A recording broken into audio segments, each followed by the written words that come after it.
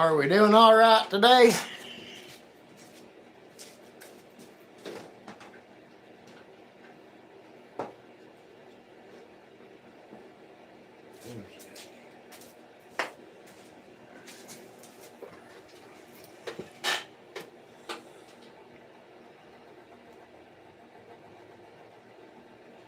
Yeah, I'm getting ready to trim it up a little bit.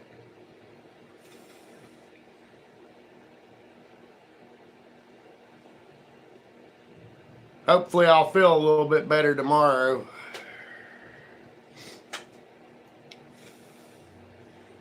Hey, Michael, how's it going?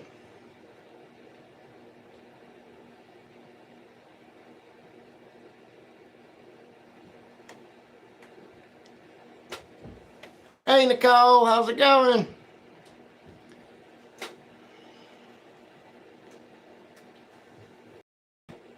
Oh, Lord.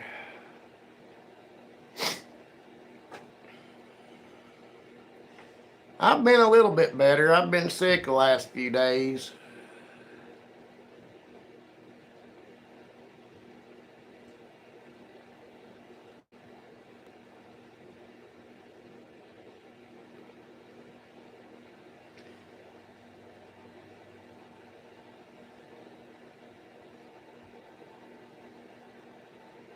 We had a flash flood storm day before yesterday, and I haven't dried the shop back out from it. Normal rain, I've got the shop pretty much waterproof, but when it comes to flash flood, it don't seem like there's going to be anything I can do to stop it from getting in here.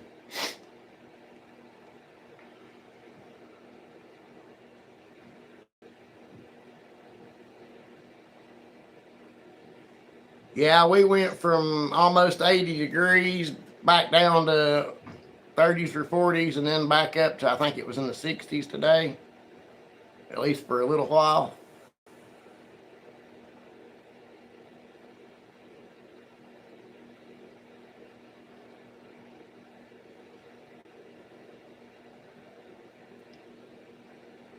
Yeah, we got some snow yesterday. It didn't lay or anything, but we definitely got some snow.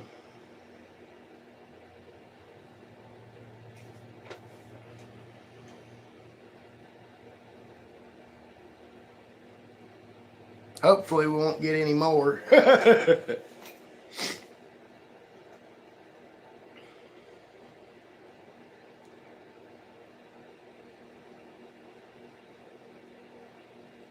Hey, two dudes, how's it going? Calvin, what's up?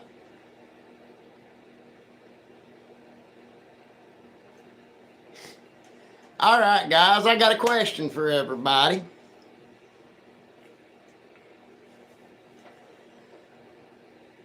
Carpenter and woodworker, what's the difference between the two, in your opinion?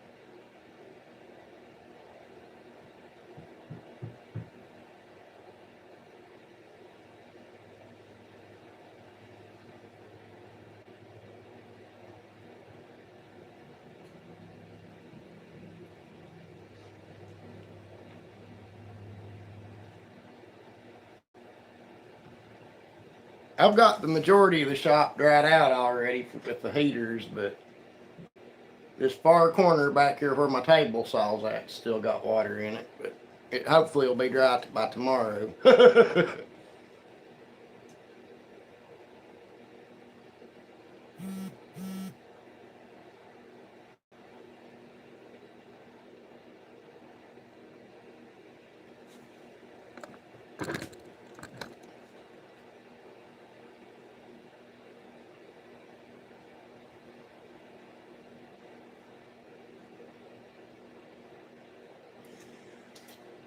When I hear carpenter, I tend to put that more along the lines of somebody that builds houses, and woodworker more, somebody that just does a little bit of everything, kind of like me.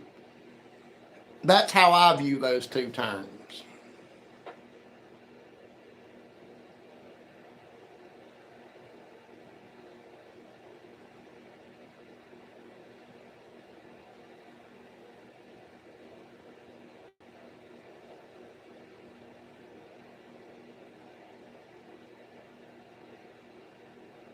Hello, Ann.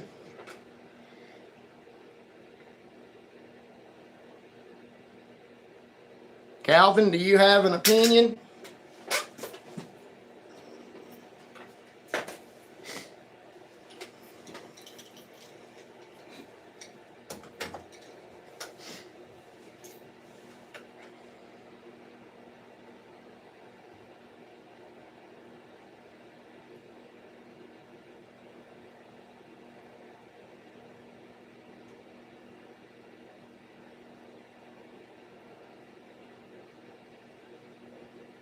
There's Mike.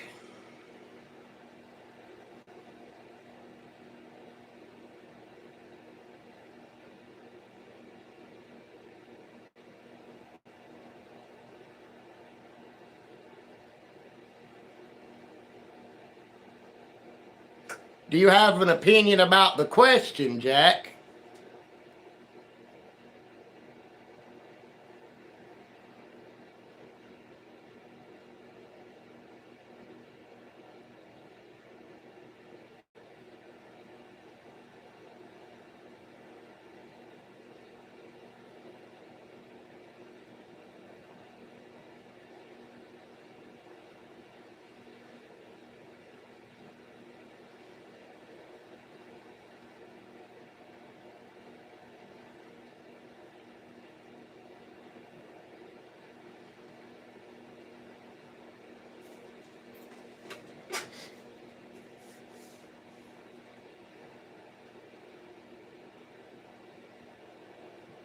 But like I said, I tend to think of it as a carpenter being somebody that like builds houses, and a woodworker being more somebody that does everything, a little bit of everything, like small projects, stuff like that. Like every carpenter, I guess, would be a woodworker, but not every woodworker would be a carpenter. That's how I view those two terms in my mind. Thank you, Ann. Amy Joe.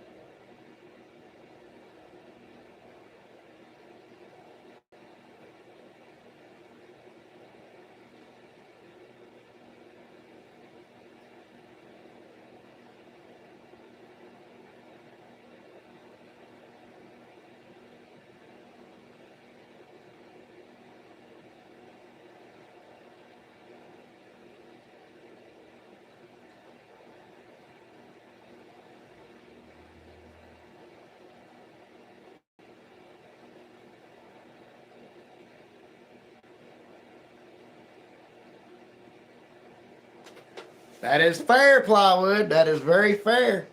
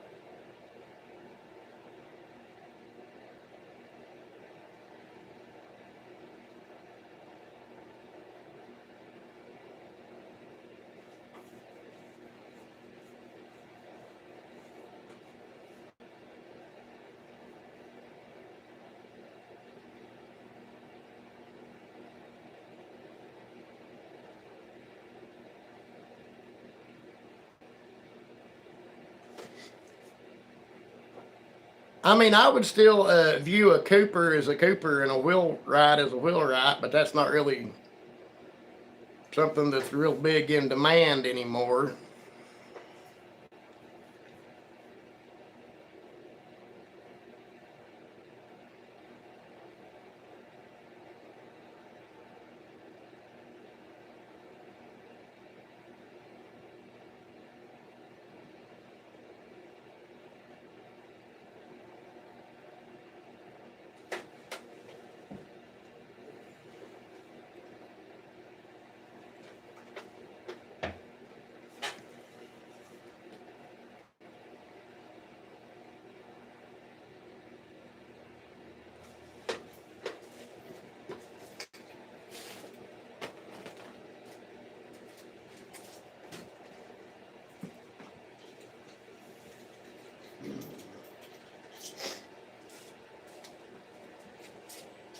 Oh, there we go. Oh, Lordy.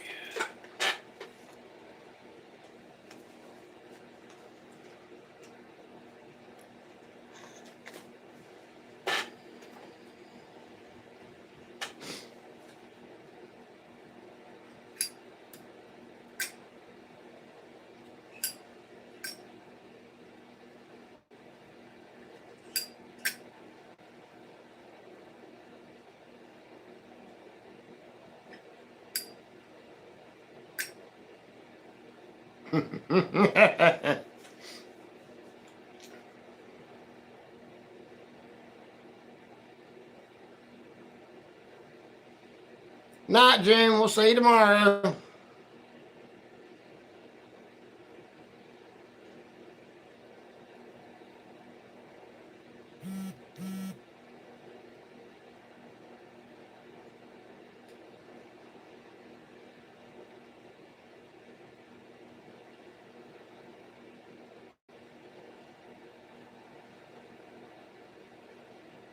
Hey, Fly, how's it going?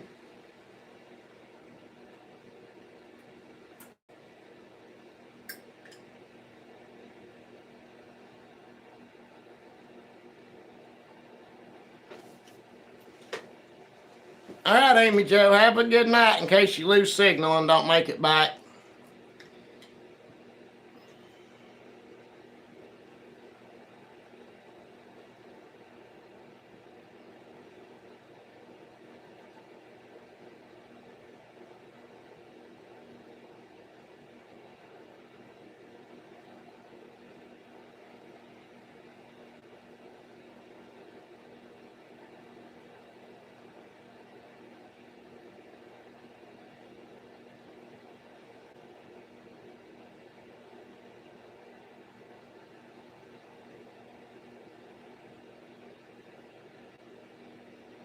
Yeah, Nicole, I have the same problem.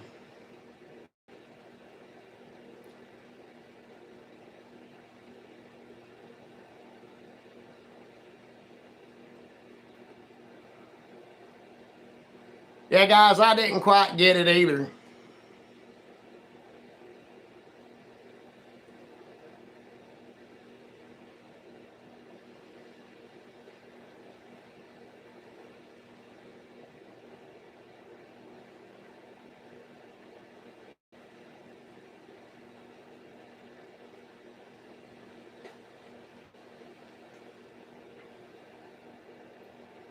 Well, in this situation, I don't know exactly what I can do. Because I think the creek got up over the drains and let some water come back up in here. I mean, it ain't nothing like it was back in the summer, but it's still annoying to have to let it dry out in here before you can do anything.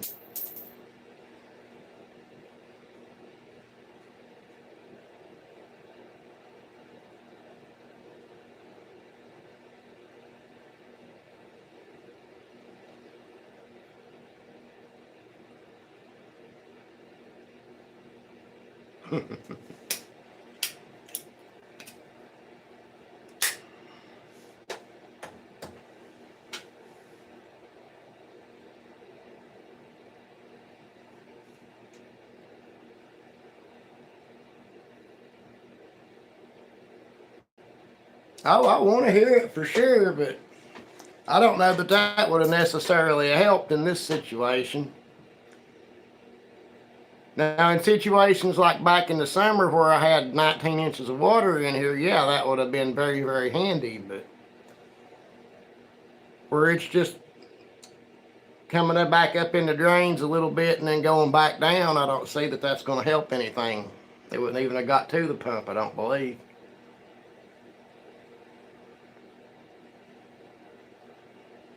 And we've had a couple of flash floods fly, and my shop's flooding when it does.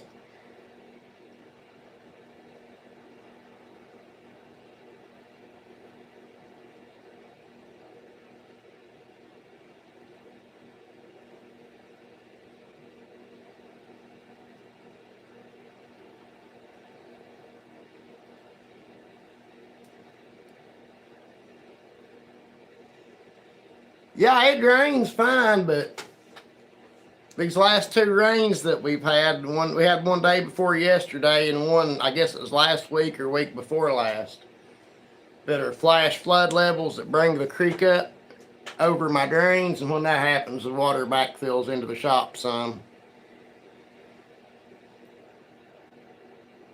I mean, I can cap the drains off for when something like that happens, but if it rains enough for it to come in from outside, then I don't know what that's gonna, how bad that's gonna be or what. No, it's not stinky water.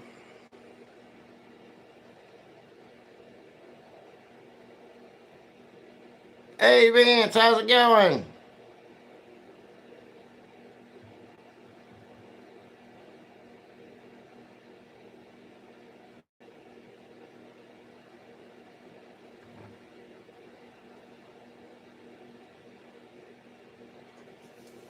Probably not, Nicole. That Rid-X doesn't even really work on septic tanks,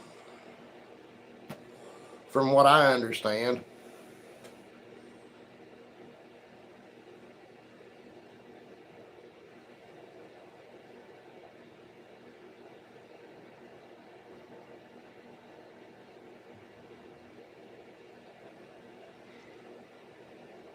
I mean, I don't think I can make the creek deeper.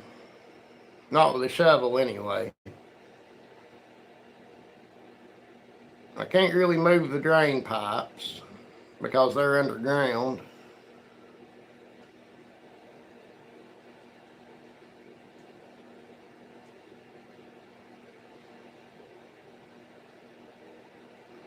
Yeah, I can get to the end of it.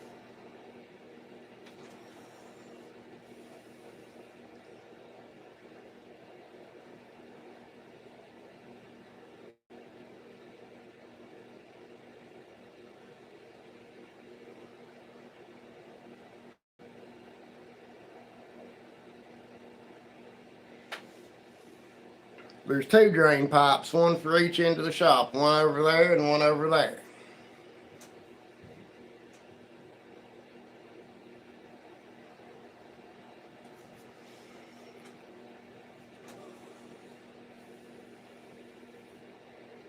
Hmm.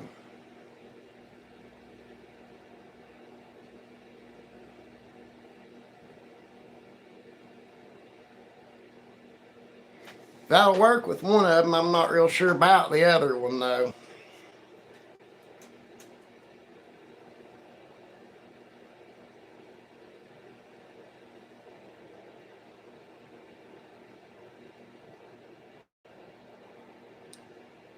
Tennessee.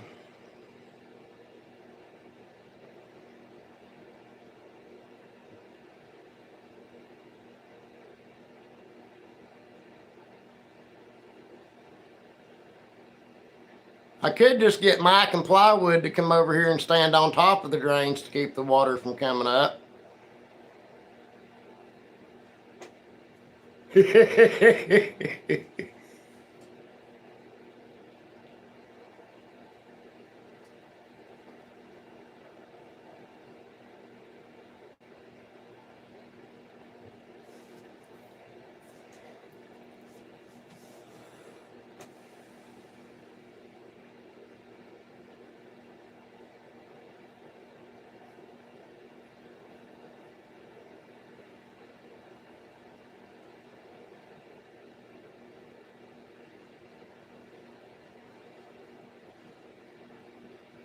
Well,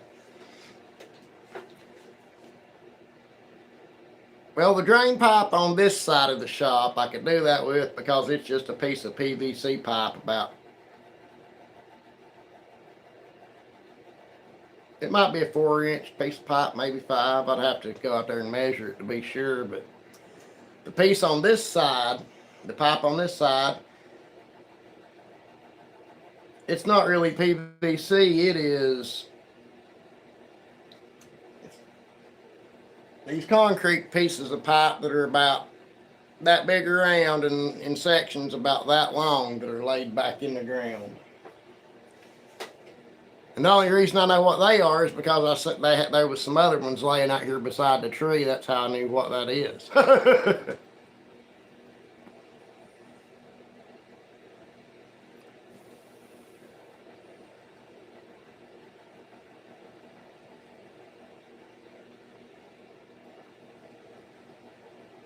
Okay, Fly, you have a good night. Hey, Heidi, how's it going?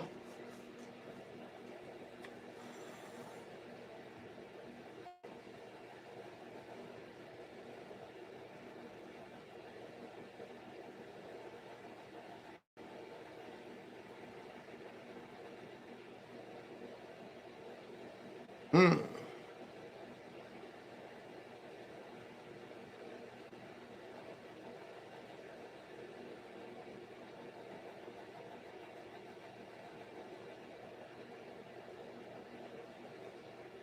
Yeah, I know how that goes.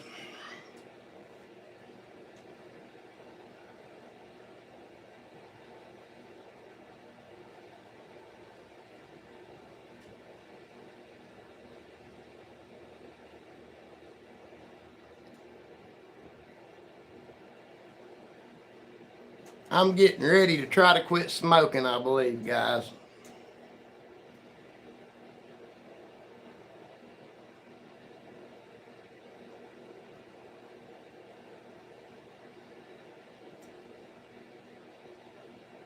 My oxygen levels have been 93 or lower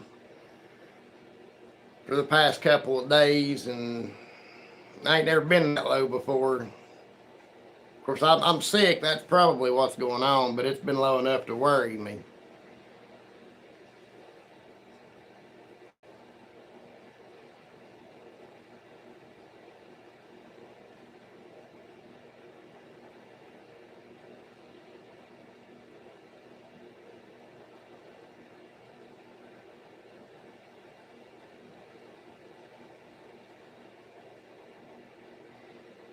I don't know if I could ever quit thinking.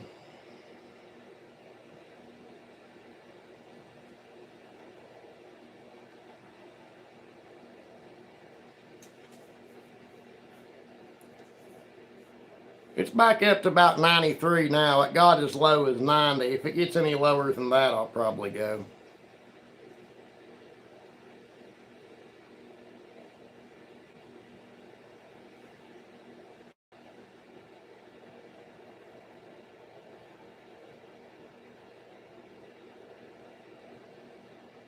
Yeah, them sinus infections are awful.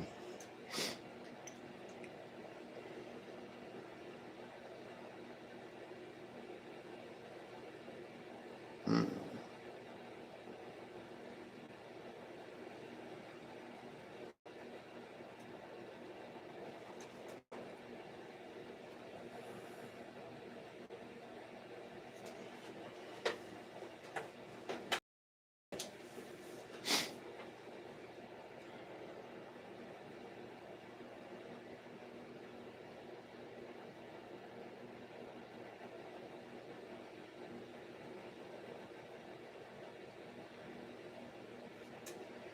I'm smoking more now than I ever really have.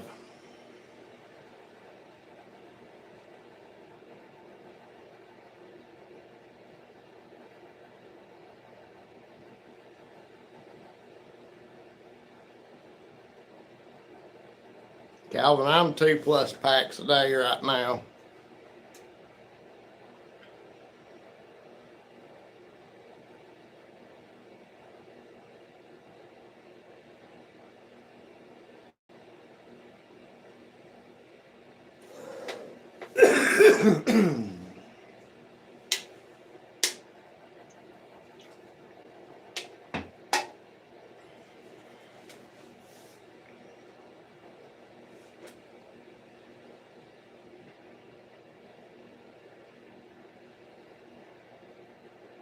My grandmother on my father's side of the family lived to be 90 something. Nobody's exactly sure how old she was. Nobody had an accurate birth date, but we know she was in her 90s.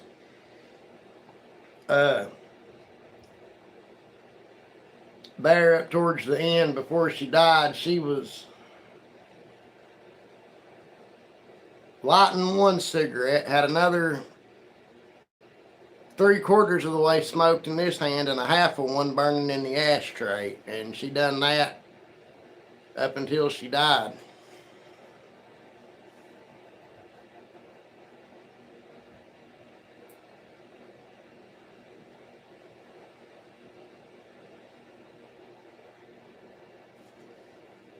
Oh, never mind. That ain't what you said. Okay, never mind.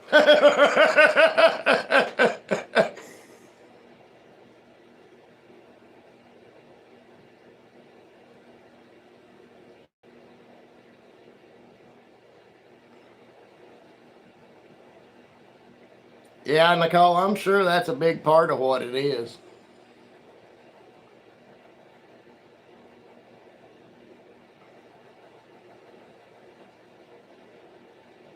I've increased my smoking. I've increased my intake of my anxiety medications. I mean,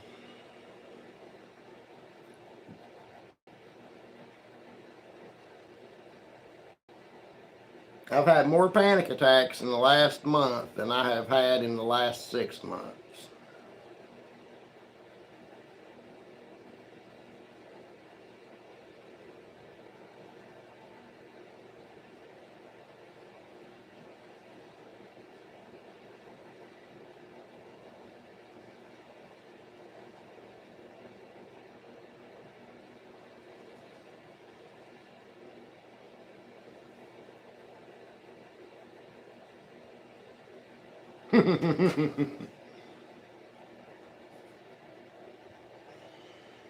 If I'm feeling up to it tomorrow, I'm going to try to spend the day down here, assuming it dries out here at my table saw some more. And now that I've got the heater moved over here, I'm sure it will, but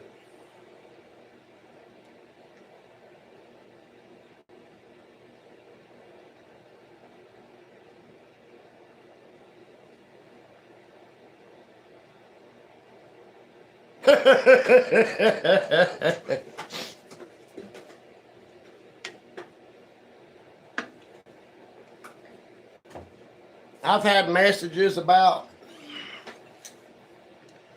bee traps and bluebird houses, but after I reply to them, they don't ever message back. So no, I definitely need to get one though, Nicole.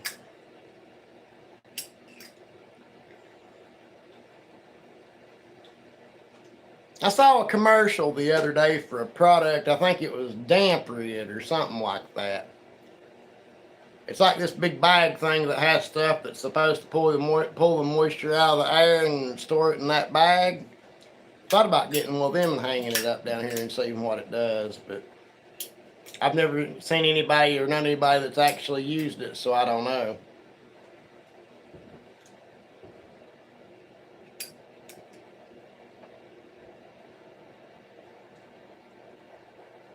I think I'm beyond the point of being healthy.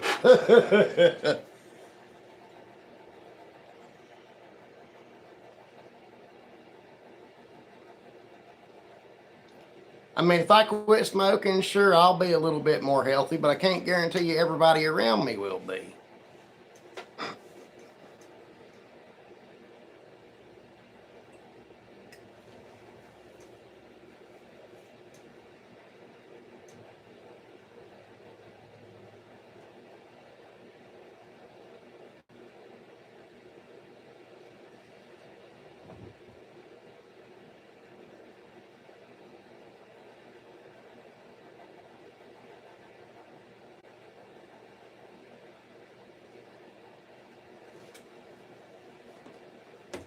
I mean, me smoking's probably why some people are still alive.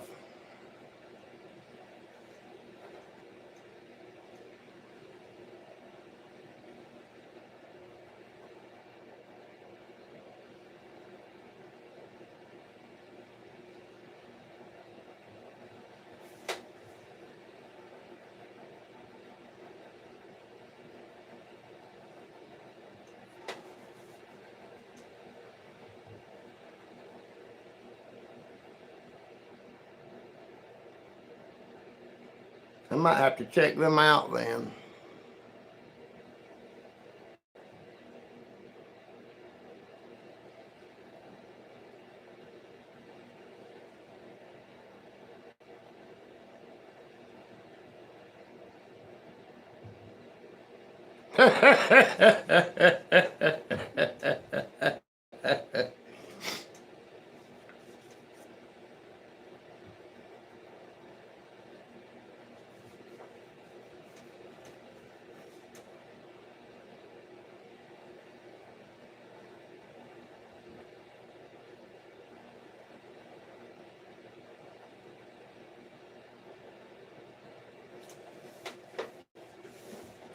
So anybody building anything interesting right now?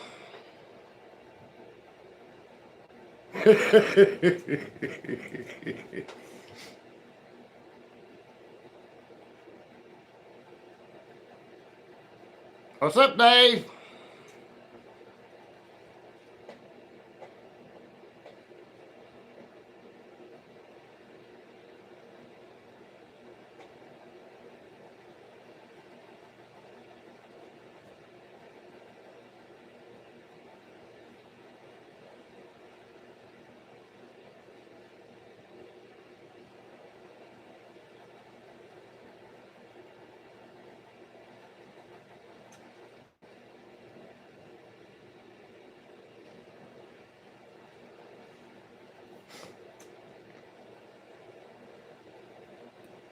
Yeah, Mike, I was up at my neighbor's last week. She had a big load of laundry she couldn't get carried up her stairs, so I went up and helped her carry them in. She had a couple of old wagon wheels hanging up on her porch, and she had some little cedar trellises that she had standing up and under them. And I went over there to look at the trellis to see how they had it put together, because she said she got it at Lowe's a few years ago. So I went over there to check it out, and I got to looking at them wagon wheels. I mean, they were in really rough shape, though. But it looked to me like it was just cut in sections about 6 inches or so long with a slight curve around it, and it just went all the way around like that. They just cut a bunch with the same curve and put them all together.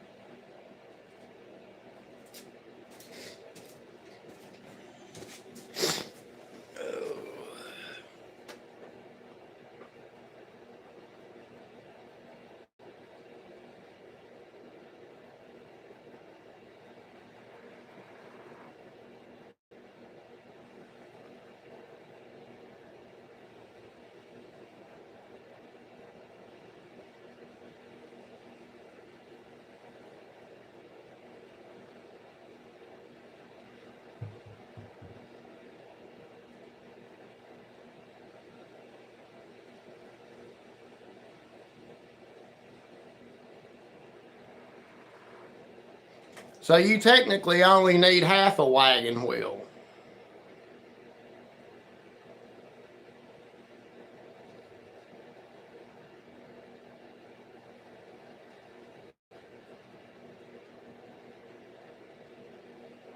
So if I were you, I believe that's what I would do, Mike. I would figure out about what radius I needed, and then I would take my jigsaw or something and cut pieces along that radius about 6 inches long, drill a hole in them for each spoke, drill a hole in each one for a spoke, and then glue them together, screw them together, whatever you want to do. And then you wouldn't have to build but a half for each side. You wouldn't have to build a whole one and cut it. I mean, you could build a whole one and cut it, but you wouldn't have to.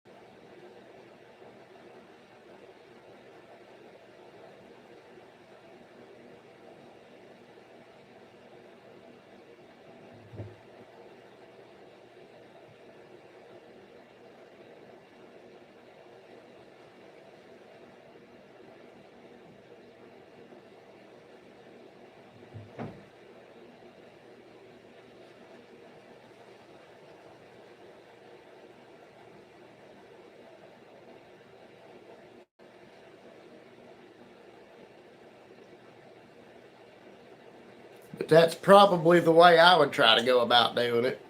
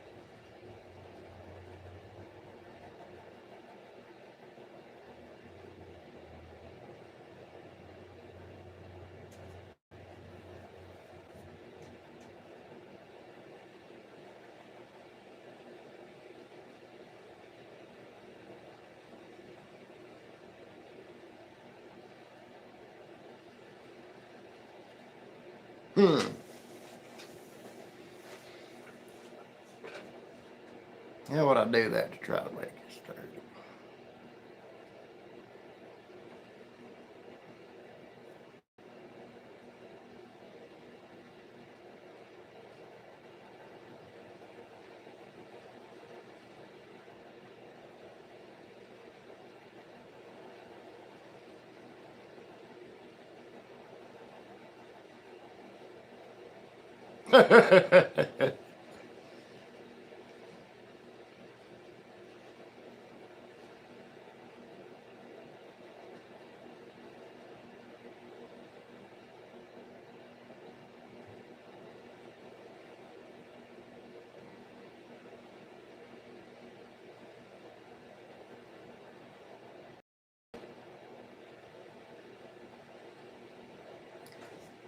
So when you were saying cutting it in half, you meant like splitting it, not cutting it in half, taking the top and the bottom and using them for arms. You're going to use the wheel for each side of the bench. I mean, you could build two, just build them a little bit smaller.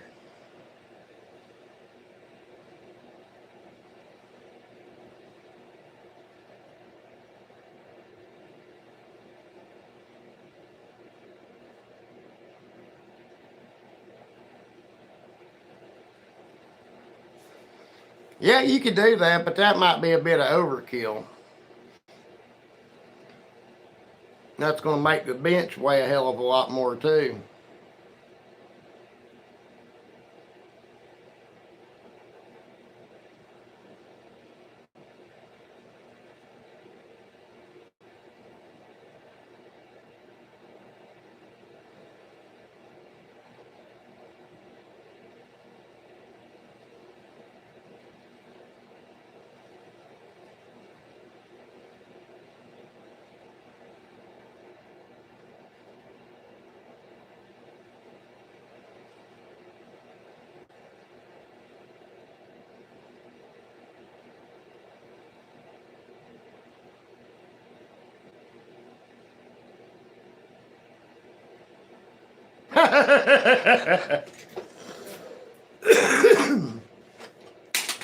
I'll be honest, I believe you could probably just glue and dowel the segments together and that would be just fine.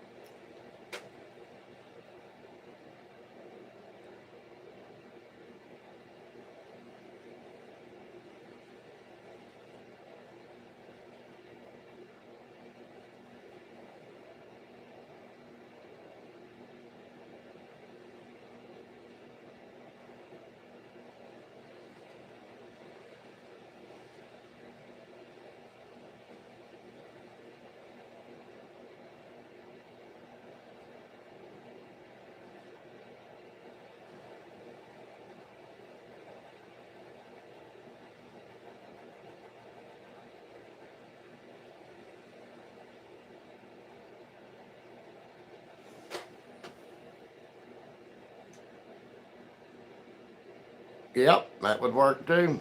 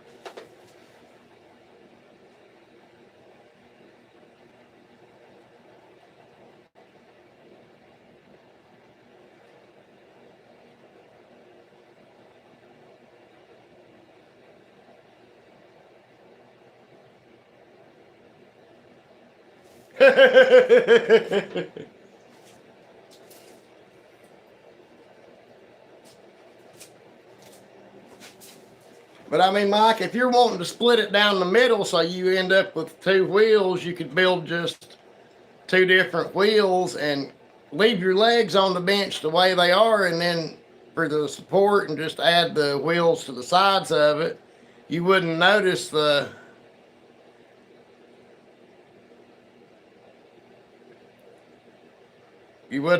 legs, and that would add more support instead of just trying to use them for legs.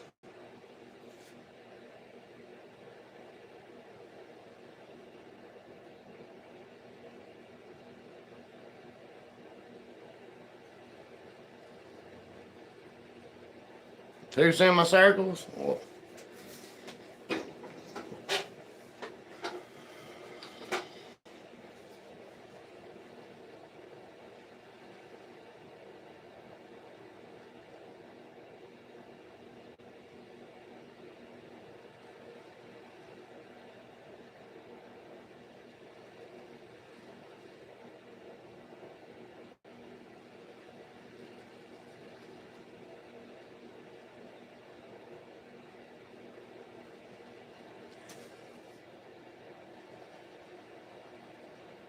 Well, my next video is going to be, I got one more video to do of the pewter casting, and then I'll either be moving on to the next skill or I'm going to do a bat house build. I haven't decided yet. But I want to finish this so I can get that stuff packed up and out of the way.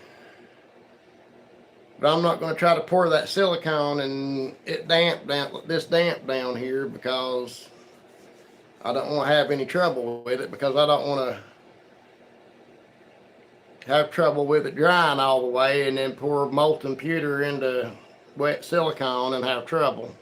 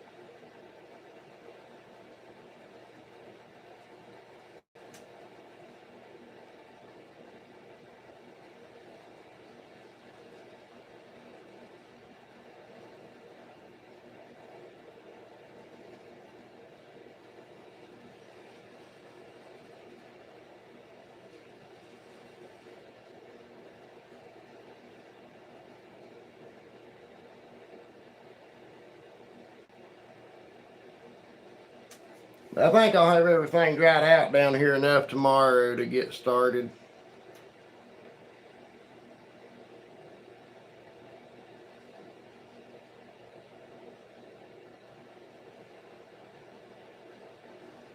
It's just pretty expensive to keep these heaters running to dry it out, but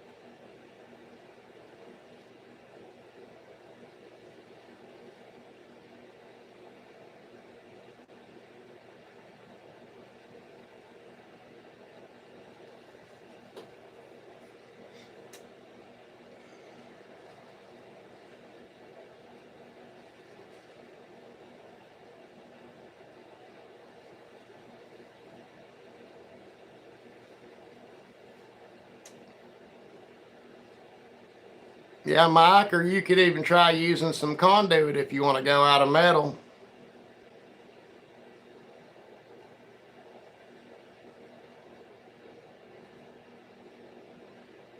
I can remember when I was a kid, Dad used to make his tree stands out of conduit. He had a conduit bender, and he would bend the conduit by hand and weld the expanded metal seat onto them, pieces onto them for a seat, and one on the bottom one for the place for your feet to go. I don't reckon he ever had one break on him, so.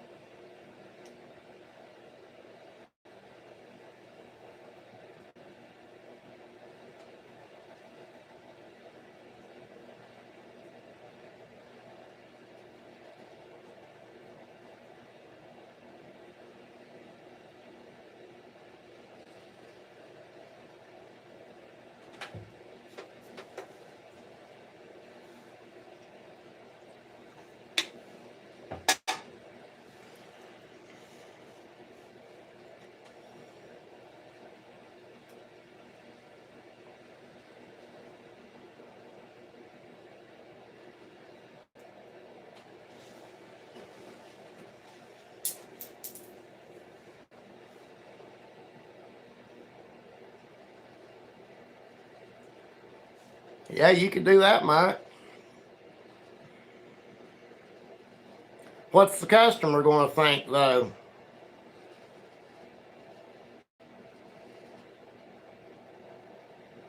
Is he going to be okay with a metal wagon wheel instead of a wood one?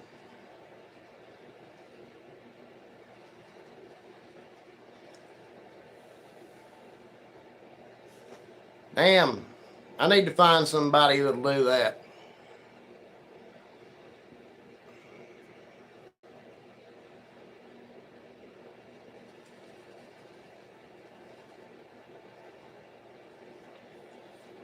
Lucky dog.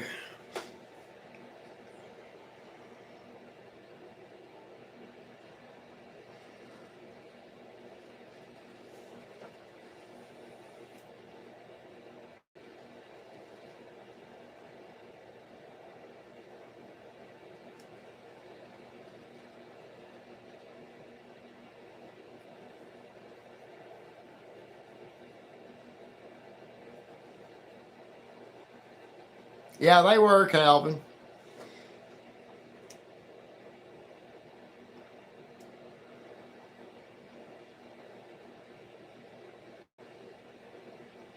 I don't know. I'd be pretty happy unloading a trailer full of 2x4s.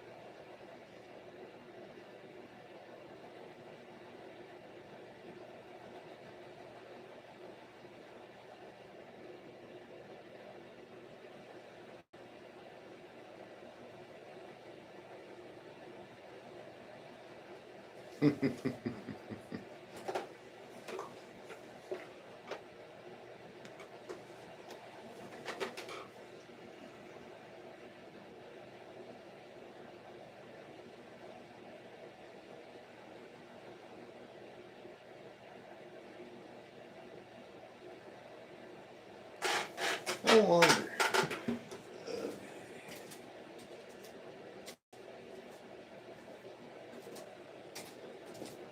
I've got all the pieces cut for one of those benches, Mike. If not, I just got to make sure none of them didn't get wet, and if they didn't, I can put one together.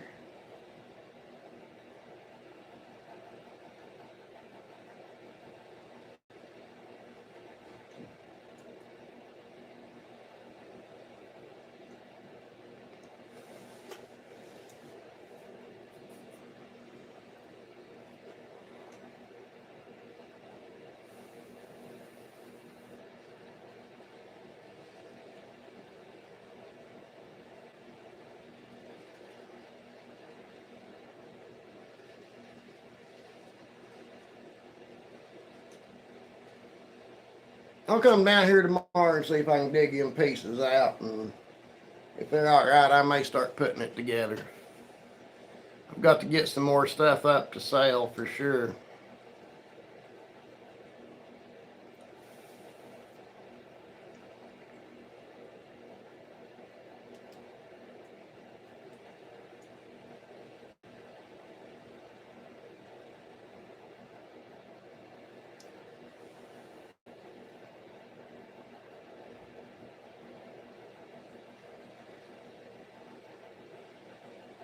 Oh yeah, I have no doubt about that, Mike.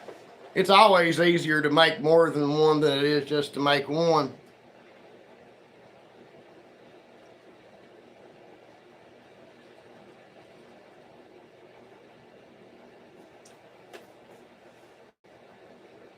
Like the bee traps and the bluebird houses. I mean, it's so much easier to set up and just do all of your cuts at once in one section and then move on to the next than it is to cut one day and then have to come back next day and cut another one.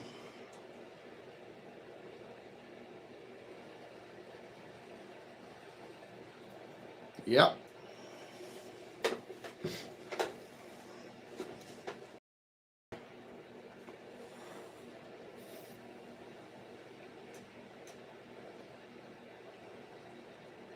But it's always as easy to do multiple as it is to do one of anything. I would just as soon do multiple because the only time don't mind just doing one of something is if I'm doing it as a prototype or for a video. I mean,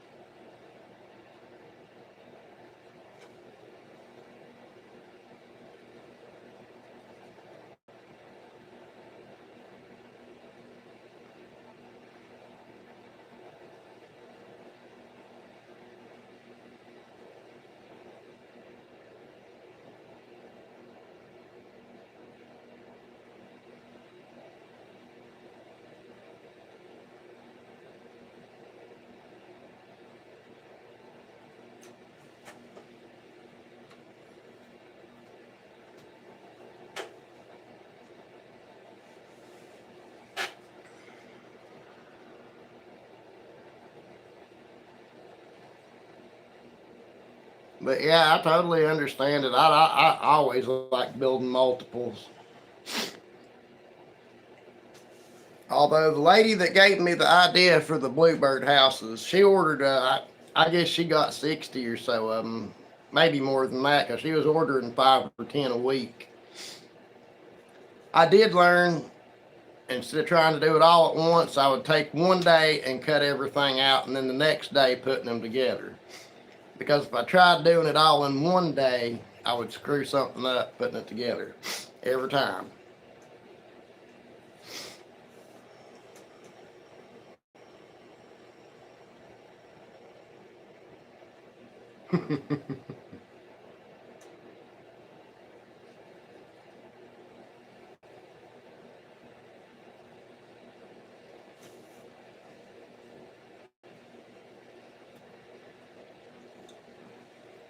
Well, tell him you're busy.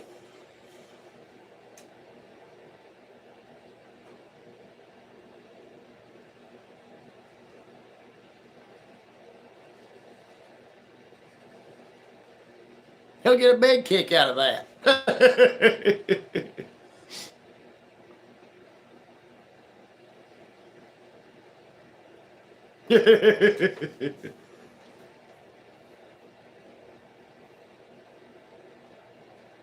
I need to get me a sprayer. I really do. Of course, I guess I need to. Well, they have electric sprayers, though, don't they? Yeah. I need to cave in and try to get me one whenever I start getting some income going. Hey, Kevin. Not much. I figured I'd come hang out with everybody for a little bit.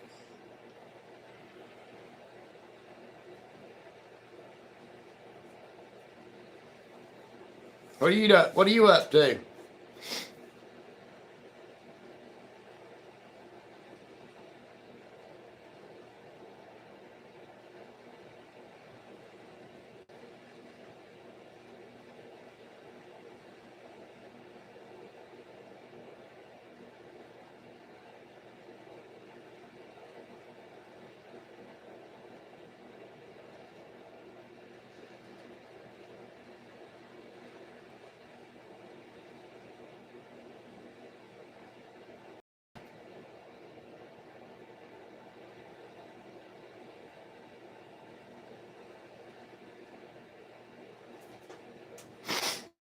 I don't care if it's corded or cordless, but I definitely need to get one of something for sure. Don't have an air compressor, so it'll have to be electric.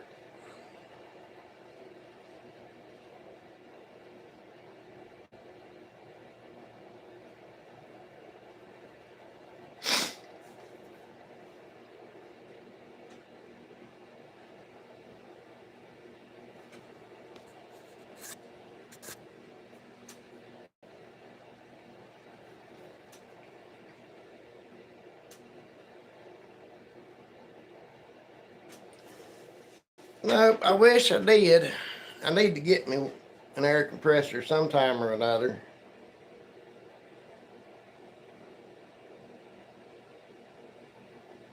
Them damn things are expensive.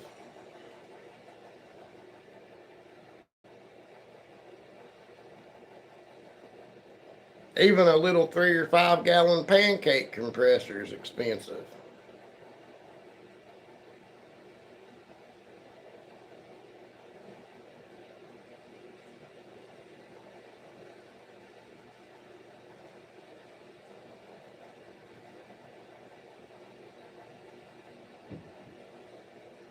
Hmm.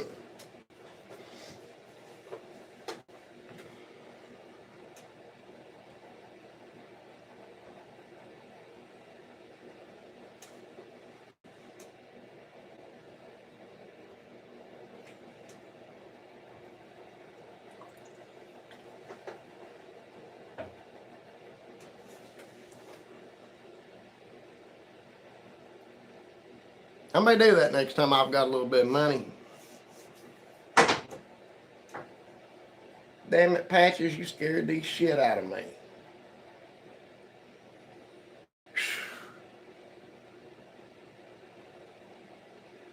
Damn cat just jumped down here from under the house and landed on one of my wood stacks and made a big loud clank.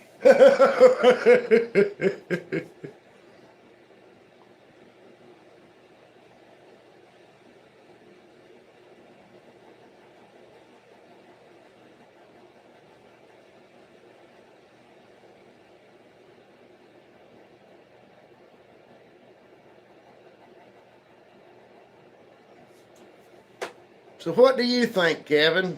Woodworker and carpenter, what's the difference?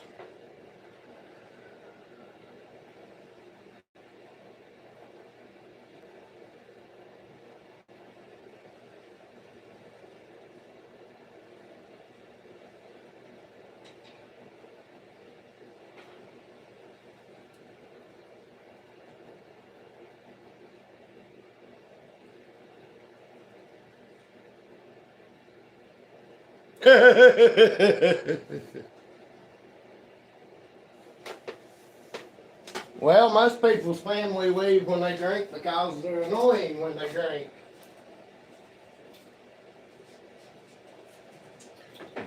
Come on. What the hell? Really?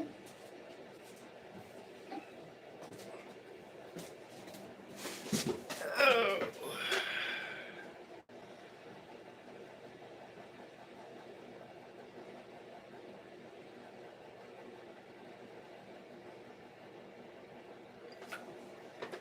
See, Kevin, that's the way I think. I picture, when I hear carpenter, I think of somebody that's building houses, and woodworker, I think of what we do, you know, small projects, stuff like that, furniture, other things like that.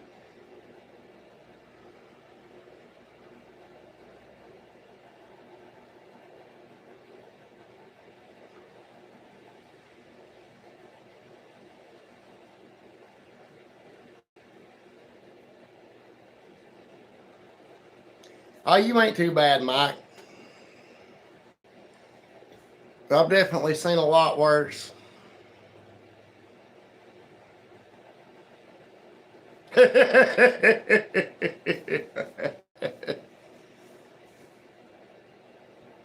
Oh, he comes out swinging.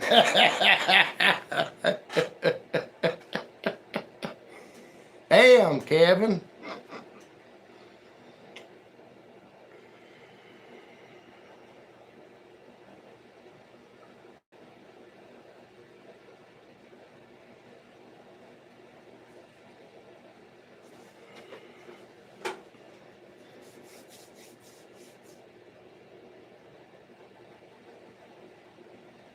Oh, I've got so much shit to get done.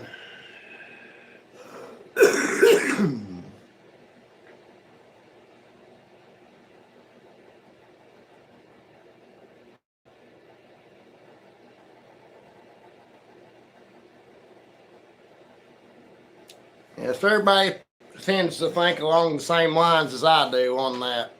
Okay.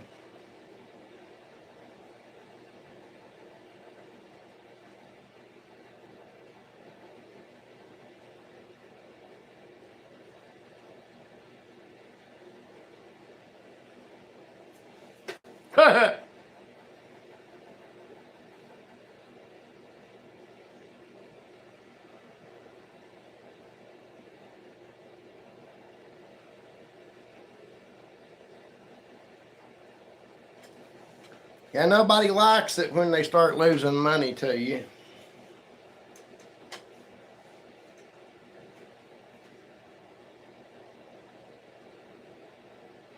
Back when I was a teenager, there's a gas station about 15 miles up the road that had a pool table in it. I don't know if I was 18 yet or not. I might have been. I was 17 or 18. But I went up there, I rode up there to shoot some pool, and I got there and there was a big crowd of people from south of the border in there, and I walked out of there with about $400 or $500 worth of their money. I never got them to let me leave. After I won the first couple of matches, they wouldn't stop. They just kept on and kept on and kept on.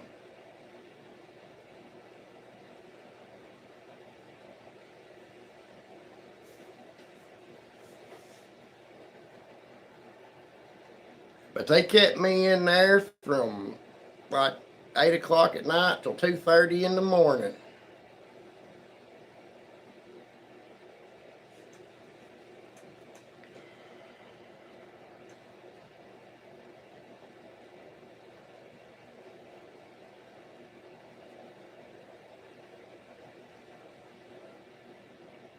But it is what it is. I mean, I get it. I don't like to lose either, so I guess I can kind of understand that.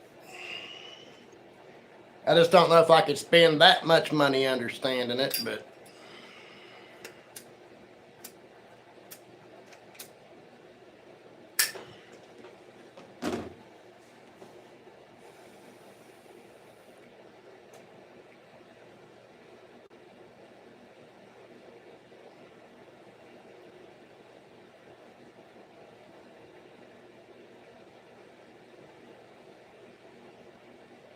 yeah, that kind of runs in my blood. My uncle owned a pool hall for many, many years when I was little.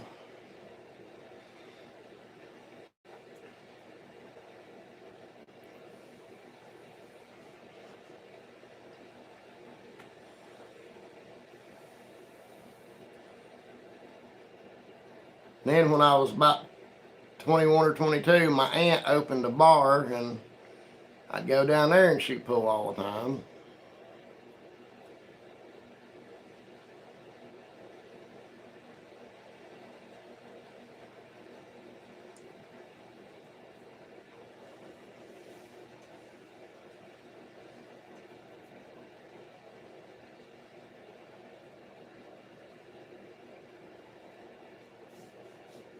I mean, there's a few people that have definitely took me down shooting pool. My father is one of them. That's one thing he was always really good at, was shooting pool. I never did hold a candle to him at that. I mean, I was better than him at being a decent person and father and stuff like that, but I couldn't shoot pool as good as him.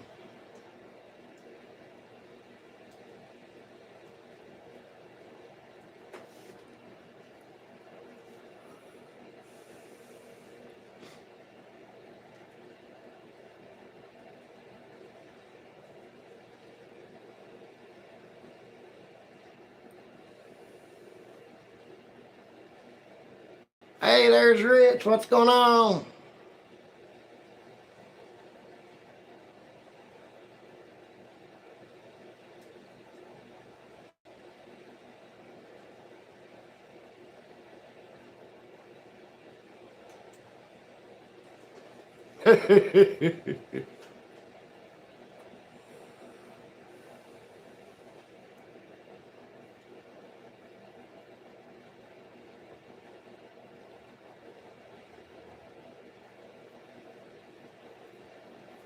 I'm alive, I reckon, for the time being anyway.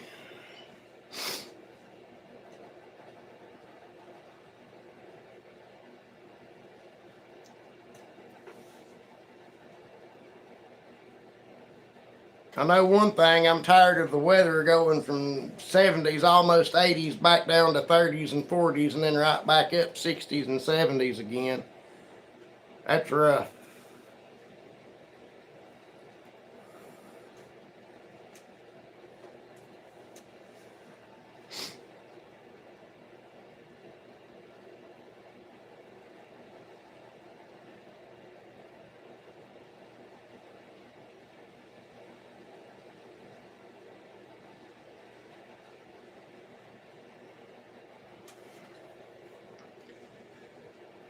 So what do you think, Rich? Woodworker and carpenter, what's the difference?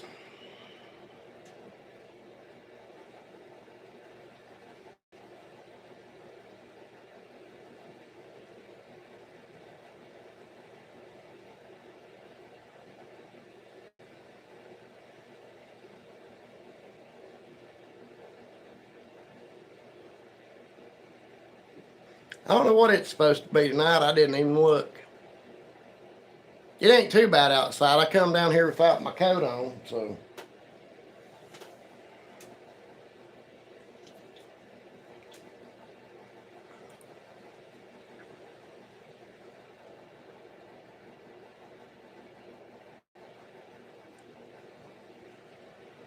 Yeah.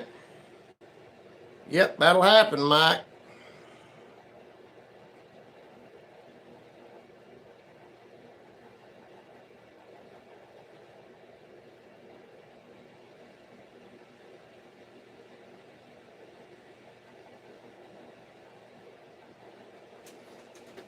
Okay, Rich has a similar thought to the rest of us, apparently. When I hear carpenter, I think, somebody that builds houses. And when I hear woodworker, I think, a person that makes furniture and stuff like that. Somebody said something there a while ago. What was it? I like the way they said that. Hang on.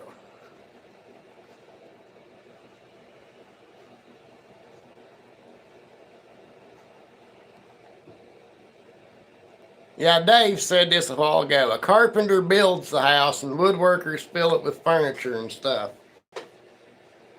Old Path, what's up?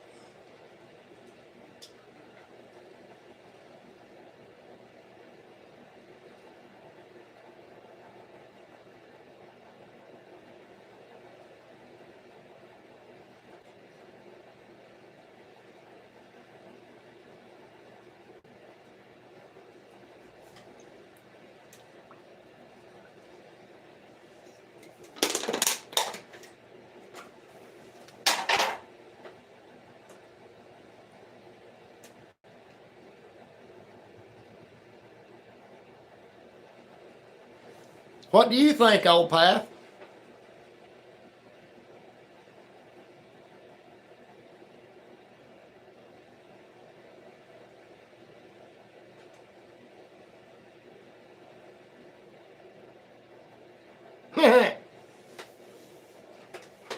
What do you think the difference between woodworker and carpenter is, Old Path?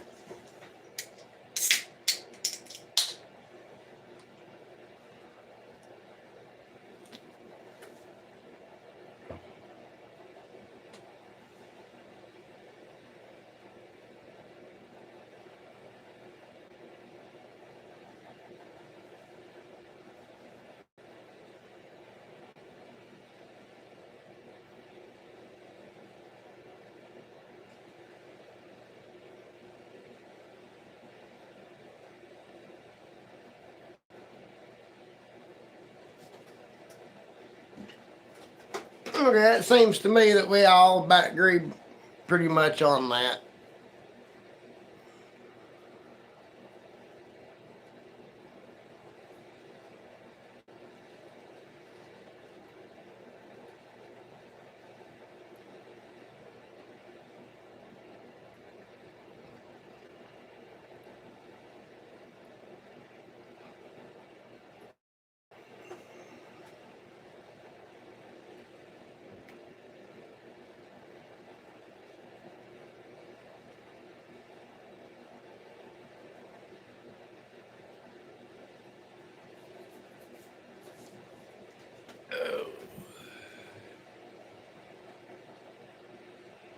Did you make anything cool today, Old Path? Did you turn any more pins?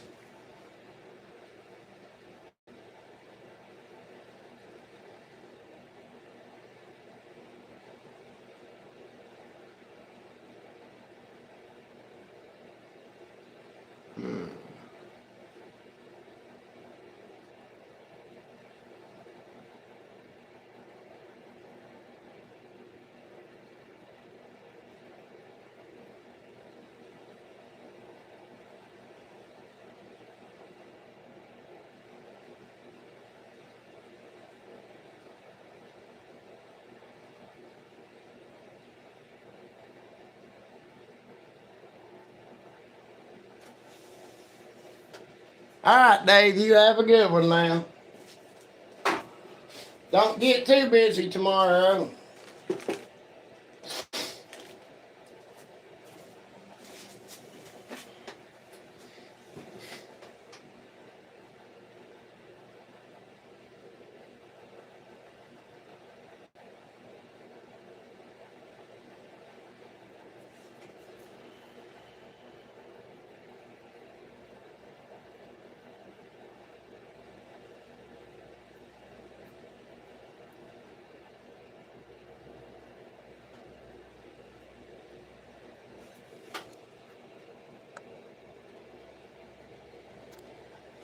Thank you, Rich. Appreciate that.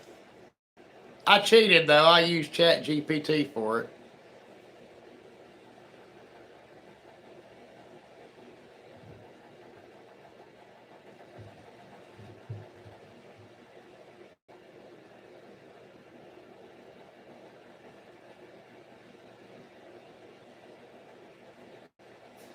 It turns out Chat GPT actually does make some decent thumbnails. Might have to do a couple of corrections, make it do a couple of corrections, but it does good with image work.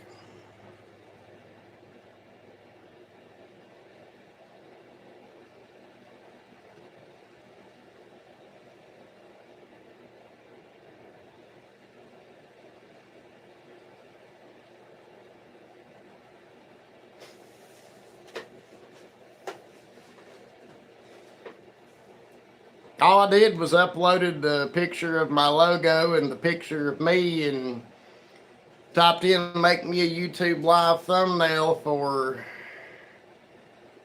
with these two images for Carpenter versus Woodworker. What's the difference? And that's what it popped out. So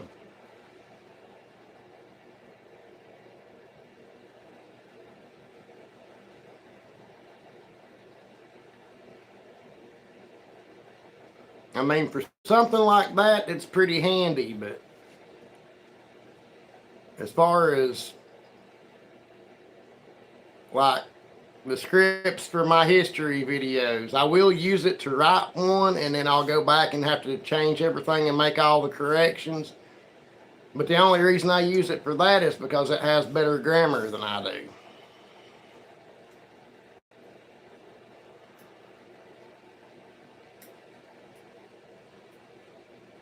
You missed it all, Nicole.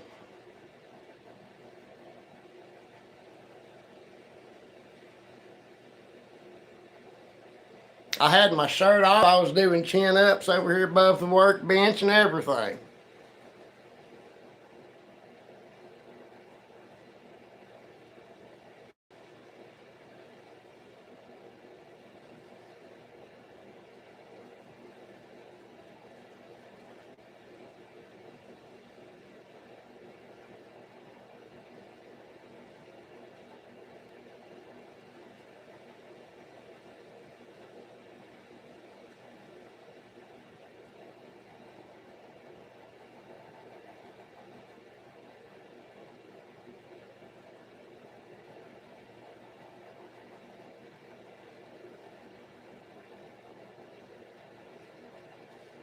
I am not.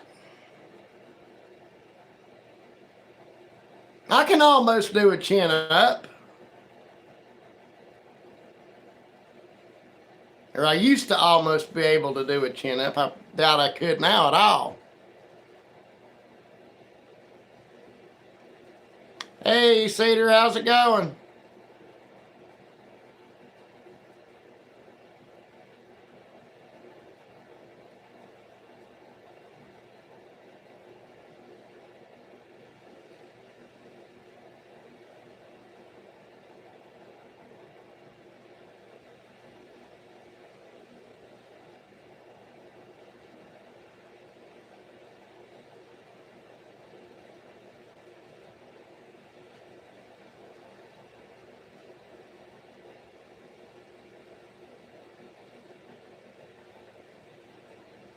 Hanging out, that's the way to do it. I will definitely be live sometime tomorrow during the day, probably earlier in the day.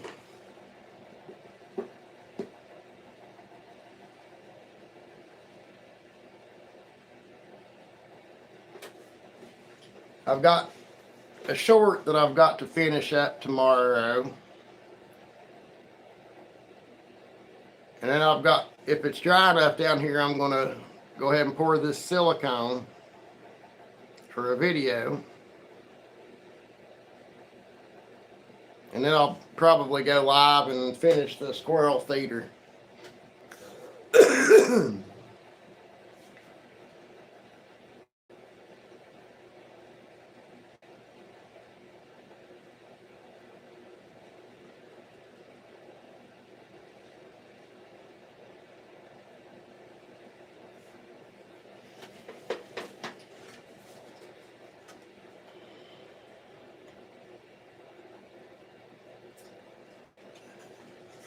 Yep.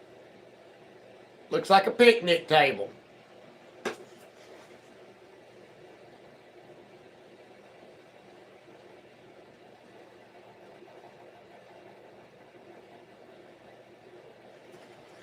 This is made for squirrels. There will be a hole drilled in the middle of it that sticks straight up for you to screw an ear of corn down on. A dried ear of corn.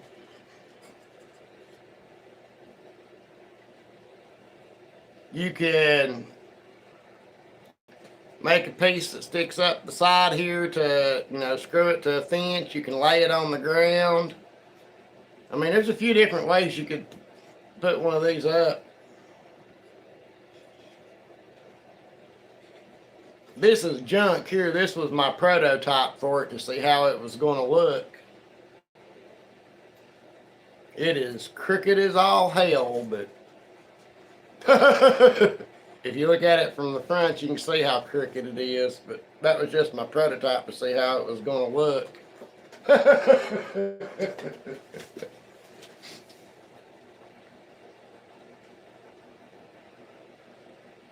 But I've got all the pieces cut for it already. I done that last weekend, I think, during live. I'll probably finish it up tomorrow on live.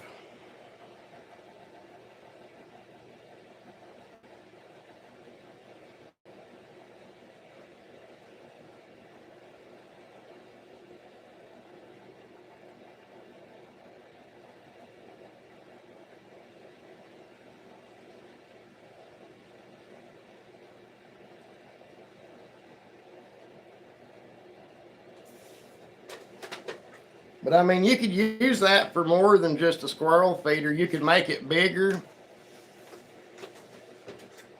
for a bird feeder. I mean, you could put a lip around the edge of the table that sticks up, I don't know, 1/2 inch or 1 inch. Make it, a lot. You can make it a lot bigger for a bird feeder or even a chicken feeder or anything, really.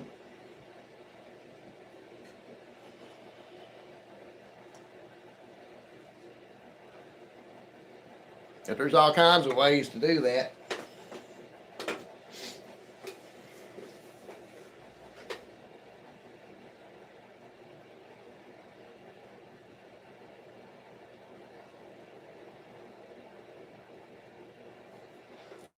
Yeah, if you're going to use loose feet on it, you'll definitely have to put your lip around the table.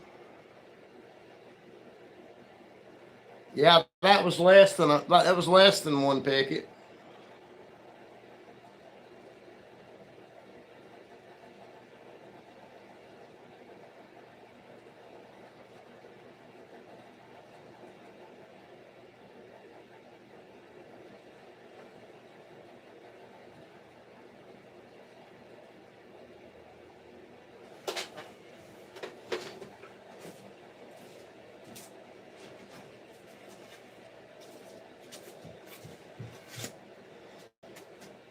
That's about what was left of the picket that I used for it.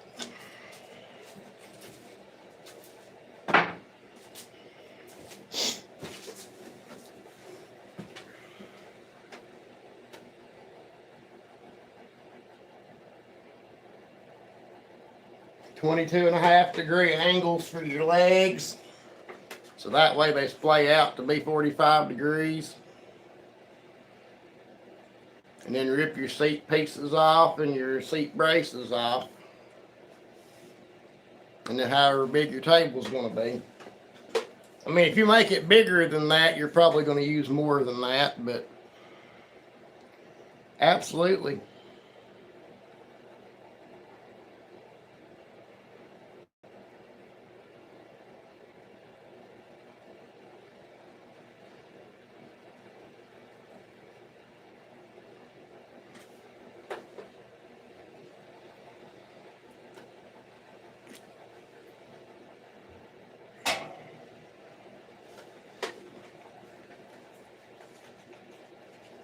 I'm just trying to think of all the springtime projects I can that I can put together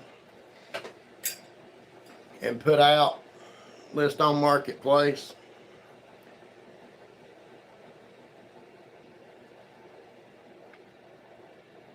after I do this last video of jewelry casting, I think I'll do a bat house build before I move on to my next skill for the year.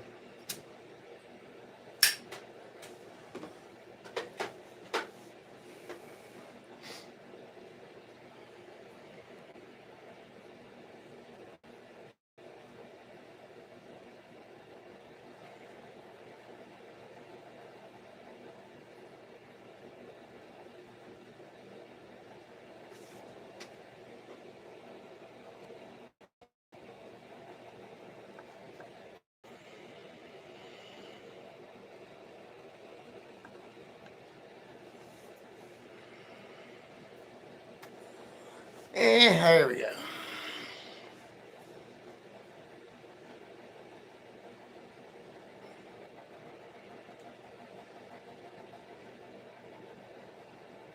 $122 miter cut. Holy shit.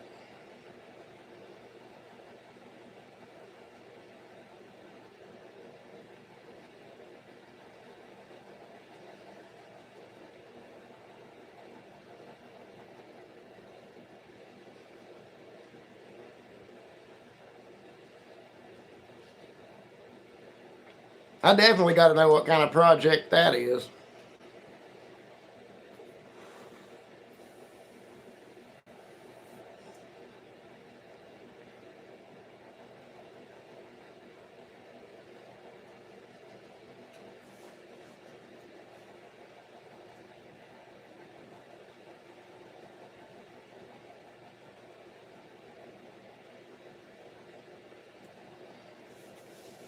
Yeah, Cedar, I'm the same way. I've not done a whole lot the last 6 months.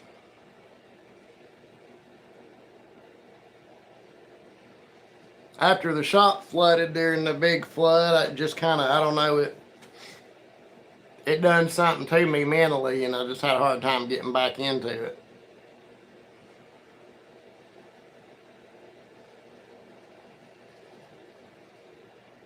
Yeah, Rich, that's definitely a good idea. I don't know what kind of surgery you're having, but it's definitely a good idea to wait till after.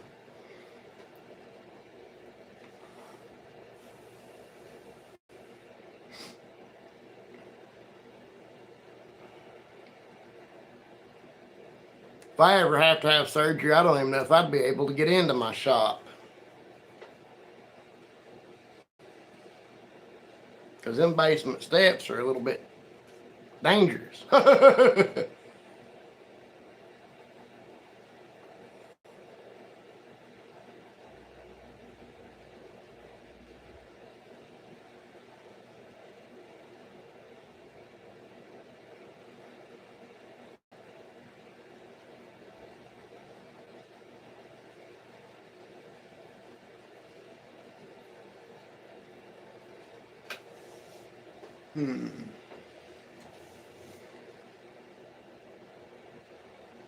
Well, thank you. I'm getting ready to trim it.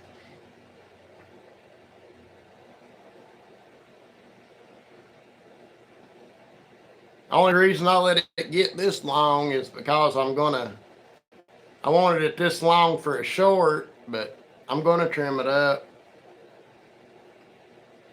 At least the neck part of it anyway.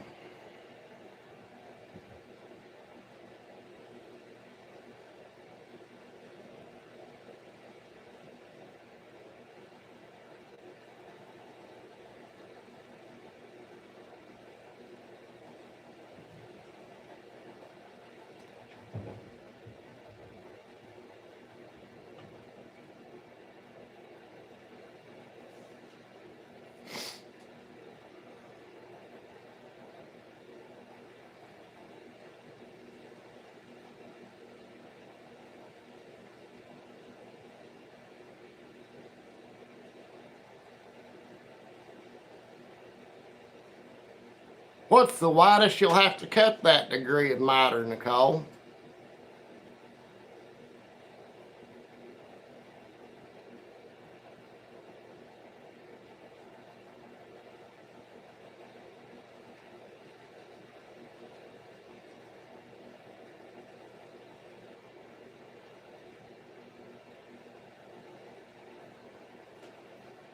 I mean, are you just needing to cut it on something like as wide as a 2x4 or 2x6 or something wider than that, or?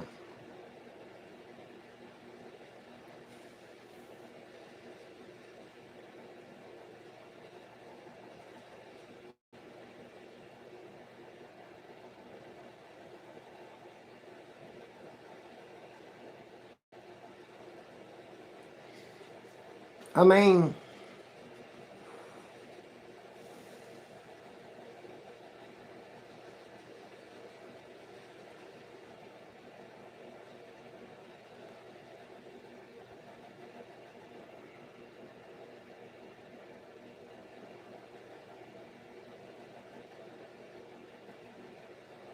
hmm.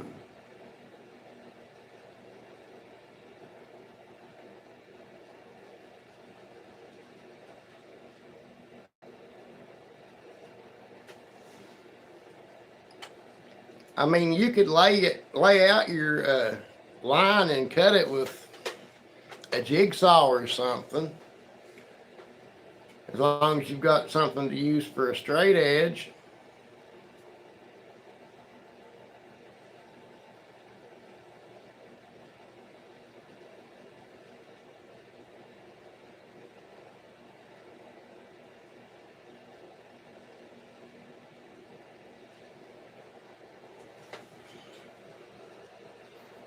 Why would you need to cut 120 degrees for a hexagon?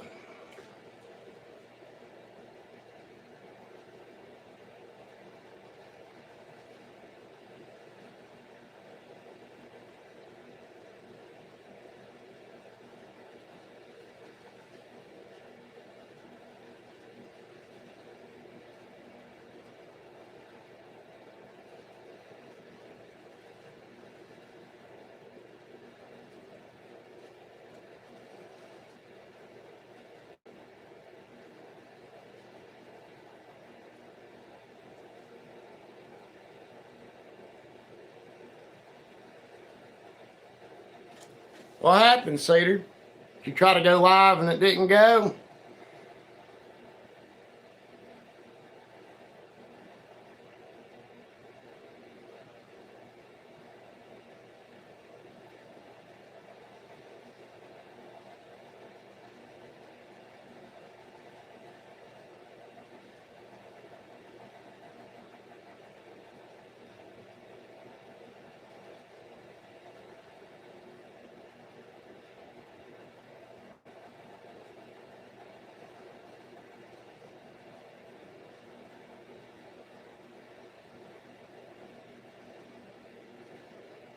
Oh. Yeah, that happens to me every once in a while when I'm watching a live.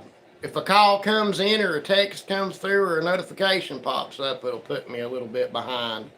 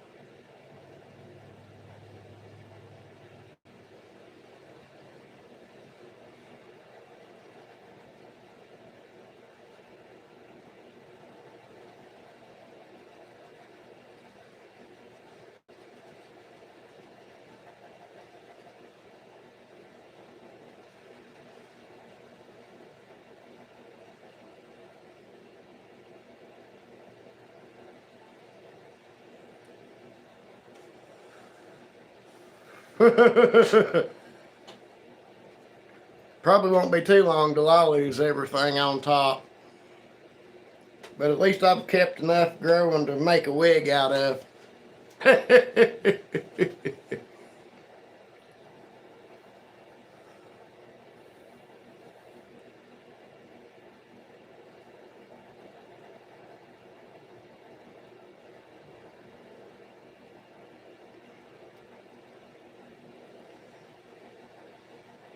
But Nicole, back to you. Where are you coming up with the 120-degree miter for that?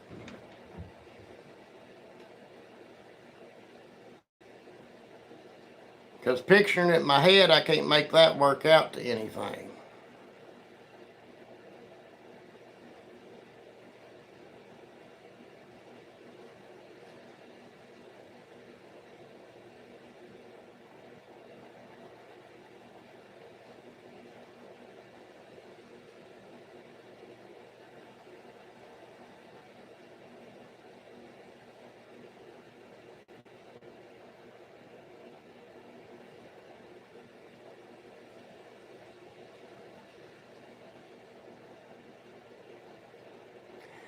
I think you missed the mark, Mike.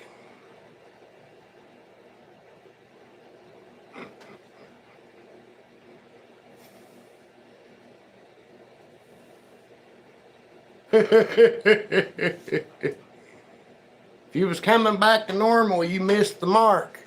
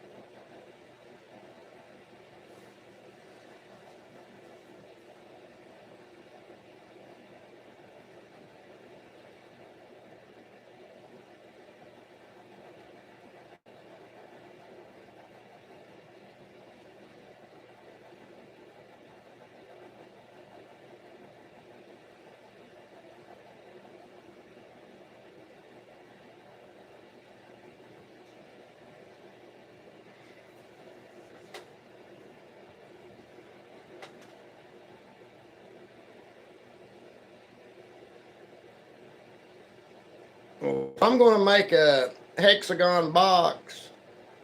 I'm going to cut all of my miters or bevels or whatever you want to call them. That each cut would be 30 degrees, so that when the angle comes together, it would be 60 degrees.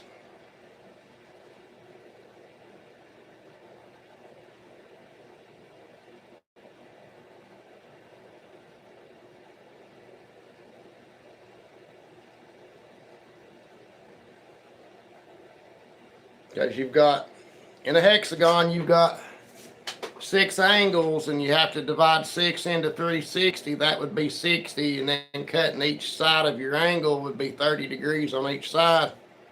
Am I not calculating that right, Mike?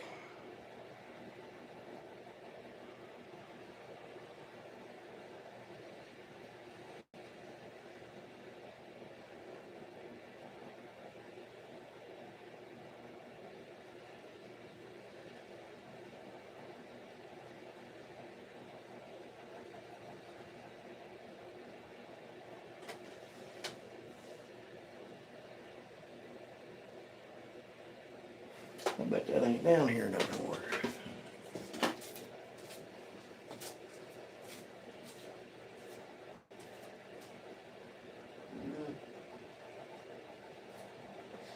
It is not.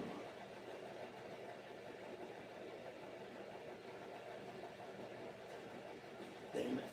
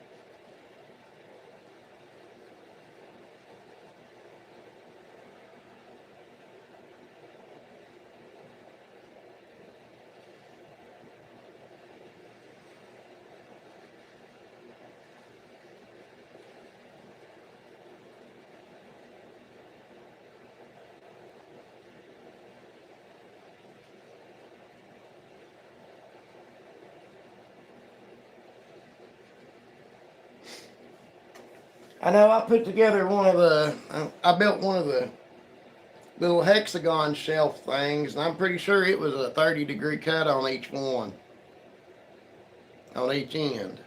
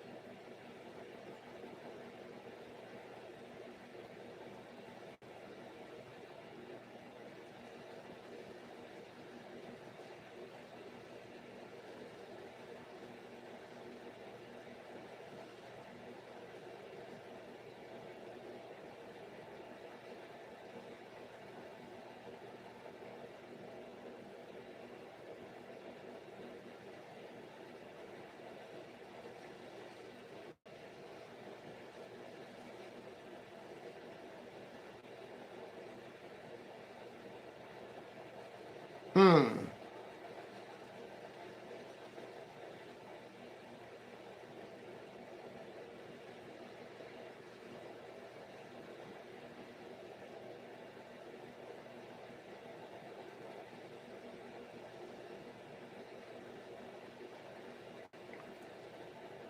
So see, it's not telling you to cut something 120 degrees. It's telling you to cut them 30 degrees.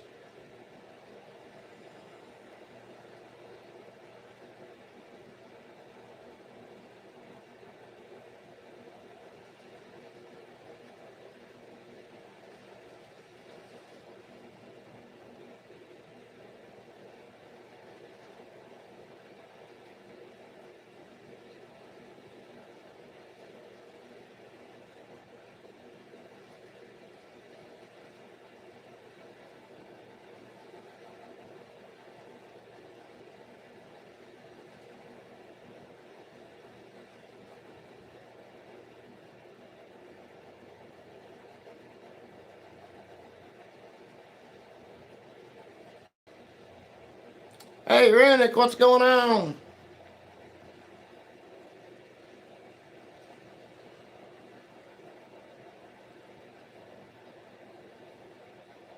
But yeah, Nicole, I would just cut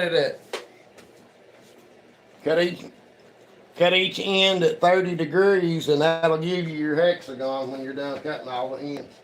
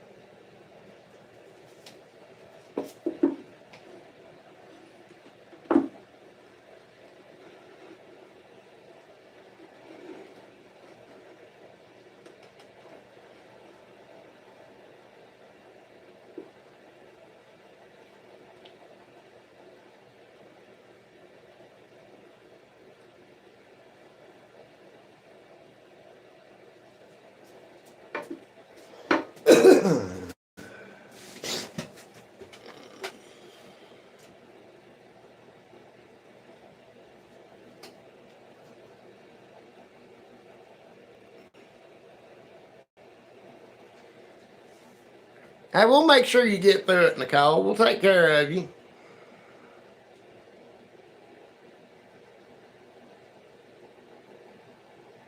That's what we're all here for, to make sure everybody can do everything.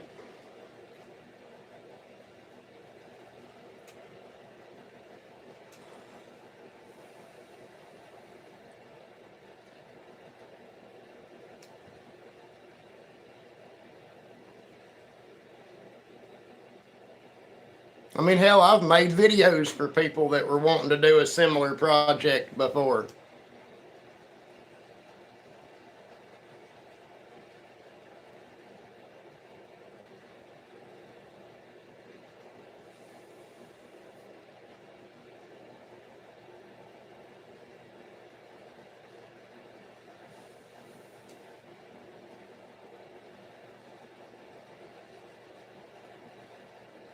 Yeah, people like to watch fire, that's for sure.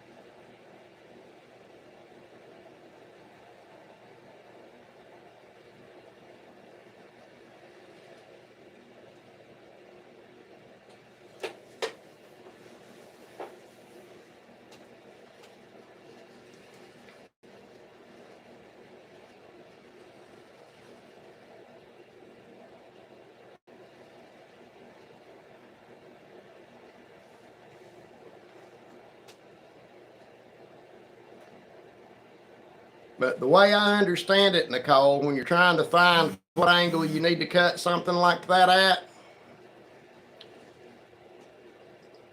you will think of it as 360 degrees and then count every angle. Like take a square, for example. For 360 degrees, each corner would be 90. And then you would divide that in half when you make your cut, which would make each cut 45 degrees.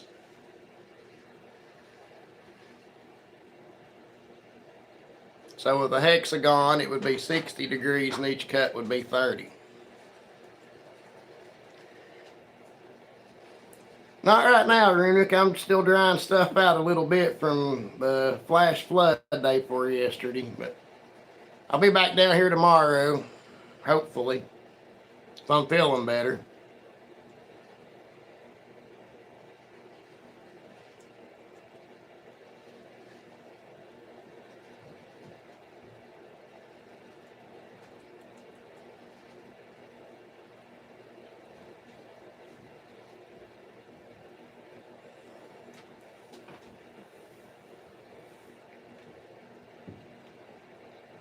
Right now, sitting here talking to you guys is the most fun thing I'm doing in the shop, but... Oh, and by the way, for those of you that don't know, I got my license back. I pulled it off.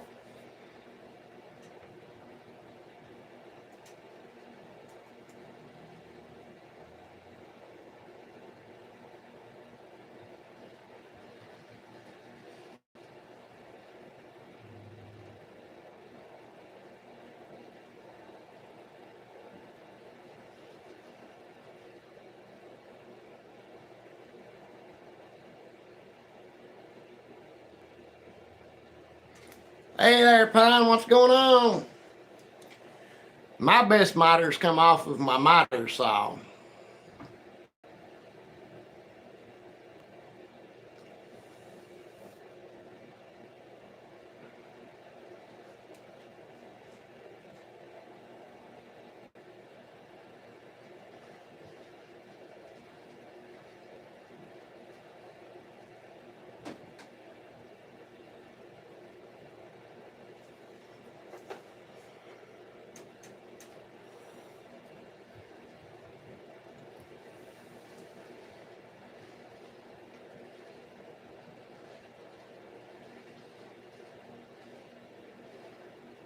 Hey, Pine, next time you open up YouTube, go into your subscriptions and look down the line and see if that YouTube ain't turned off your notifications, because I've noticed they turn off mine for everybody about once a month now.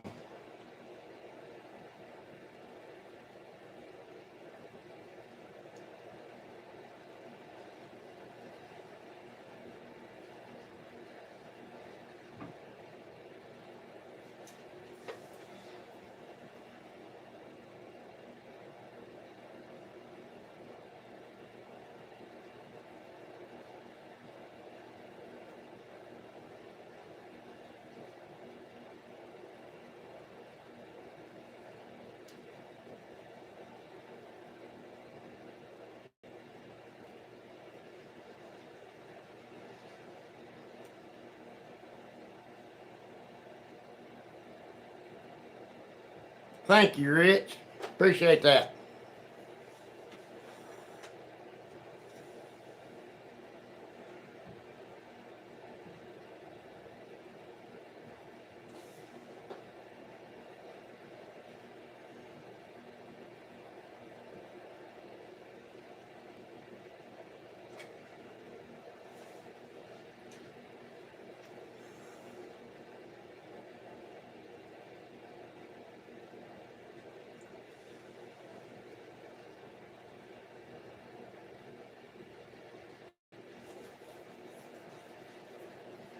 Hmm.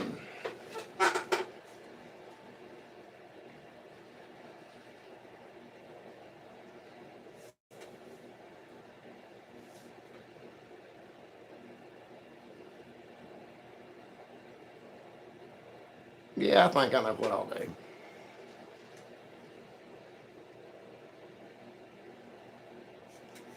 I guess I could be nice and do a quick hexagon shelf video tomorrow, couldn't I?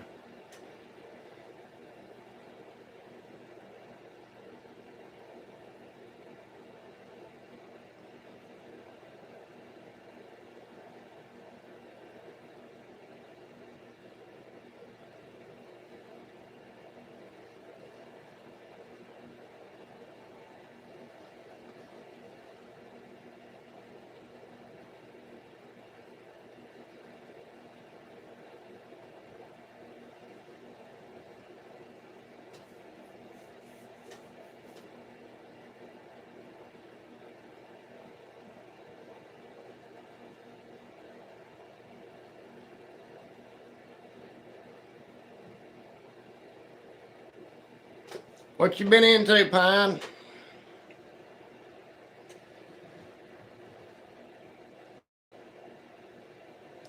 Yeah, Vince, I'm still on. Oh no, your power's out. Damn. I took my fiance to her doctor yesterday and the power went off at the doctor after we'd been there about 30 minutes and stayed off the 3 hours we were there.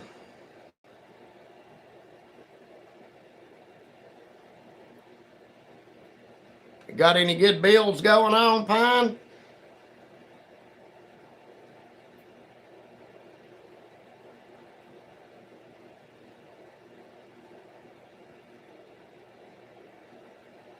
All right, Kevin, buddy, you have a good night. Take it easy. Maybe I'll catch you tomorrow if I get to go live.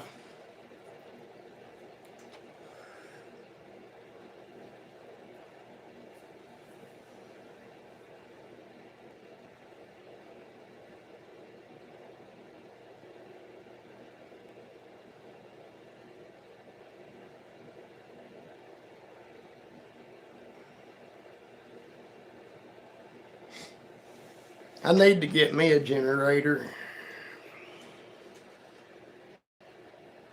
I really, really do.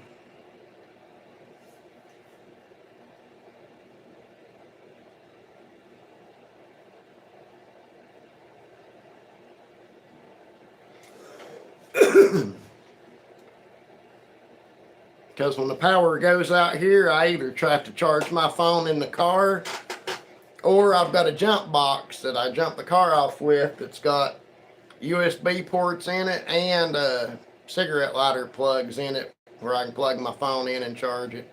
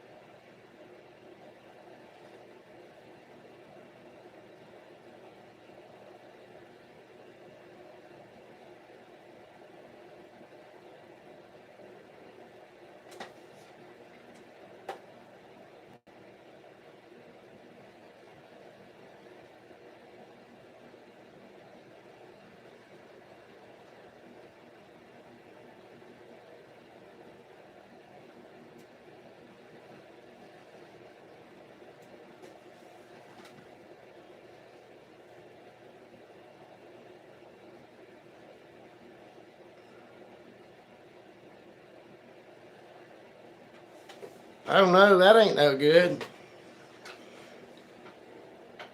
I'm sorry to hear that. God, that's a hell of a move.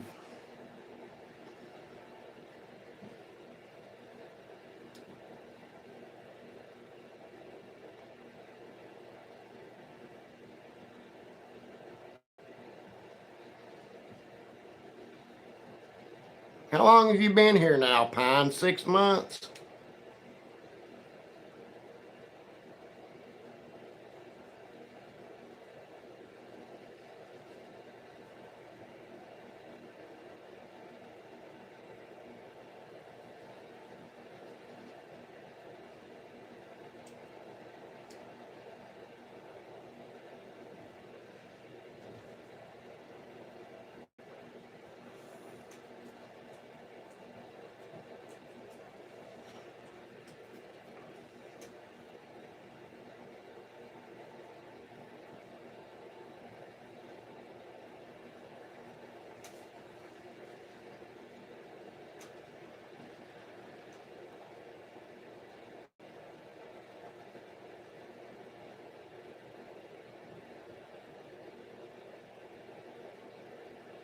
Nice. We've got a deep freezer now, so if the power goes off here, we can move everything out to the deep freezer and fill it up with ice, I guess. For a little while, anyway.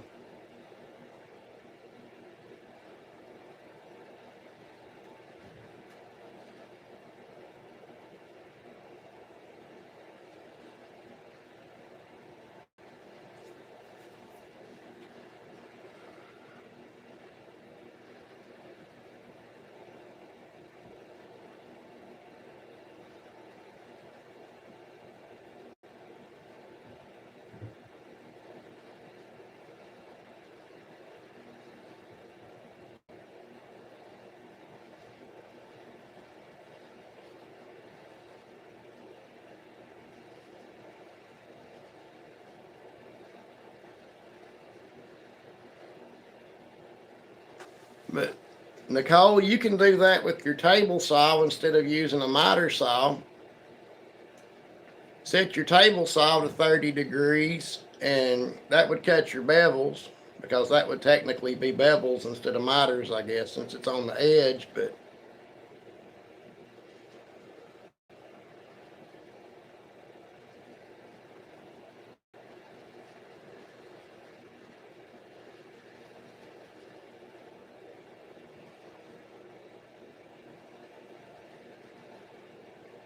oh yeah, I definitely understand, Vince. That's a pain in the ass. It really is.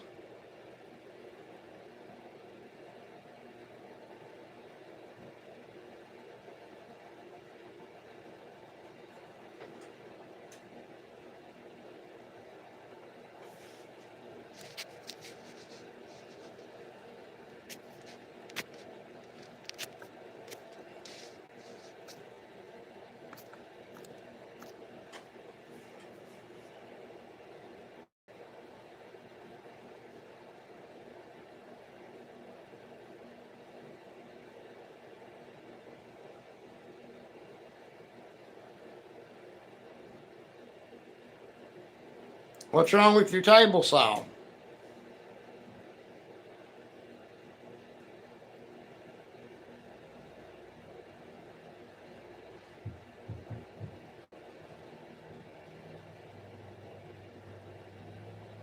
You may have told me and I just forgot, but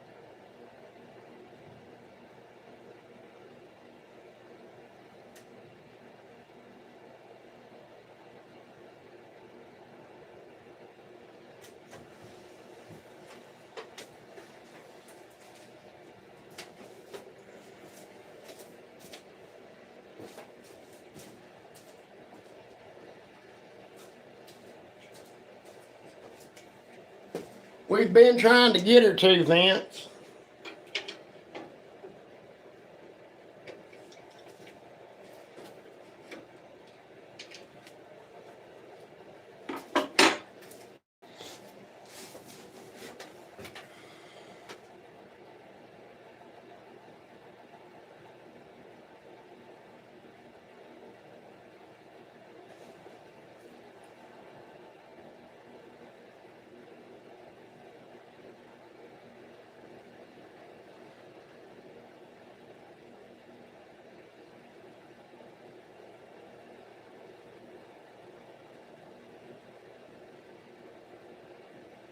As long as you're not ripping anything really long, that knife shouldn't even matter.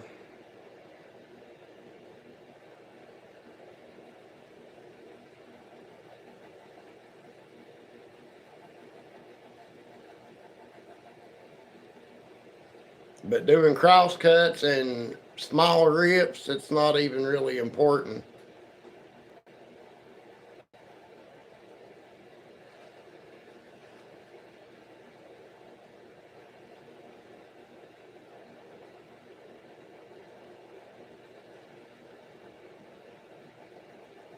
Because my saw has never had a knife on it.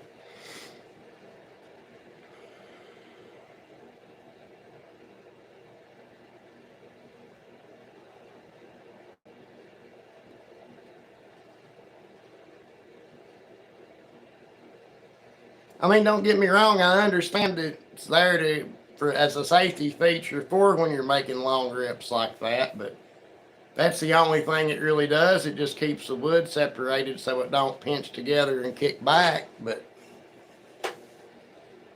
you can't just take it off. Can't take the knife off.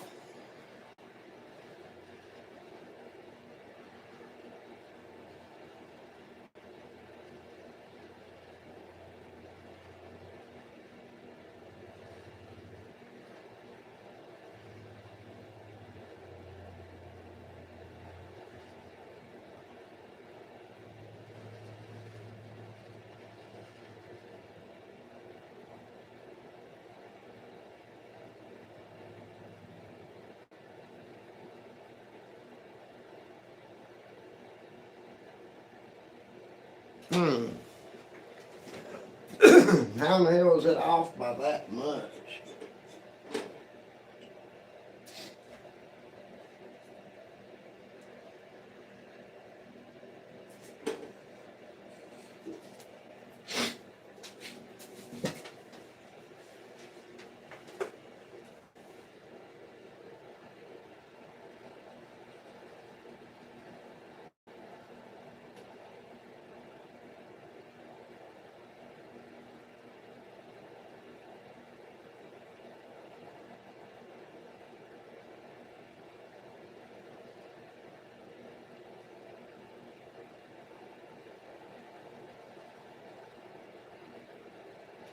I think most saws have a bar that comes out the back that they mount to.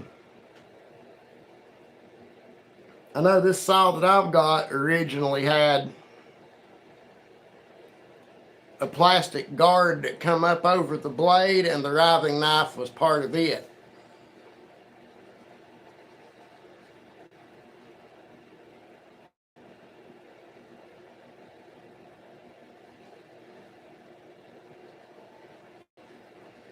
Not to sound like a gossipy little girl, Pine, but yeah.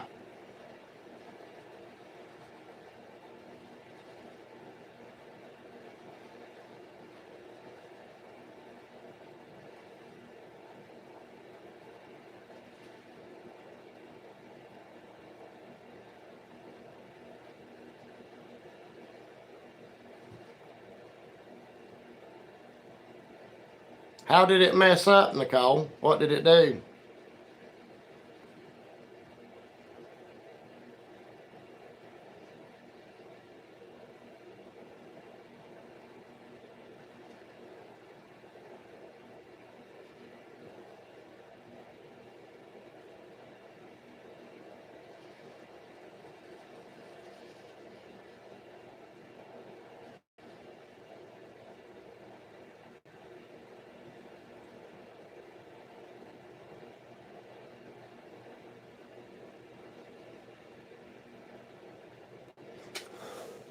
But yeah, if it's messed up to the point of needing work and you've got a warranty on it, then I would definitely be using that warranty.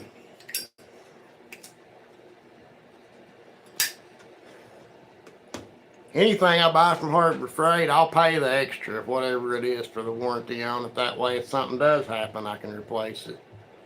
And if it still works good at the end of the coming up near the end of the warranty, I can go ahead and swap it out and get a brand new one.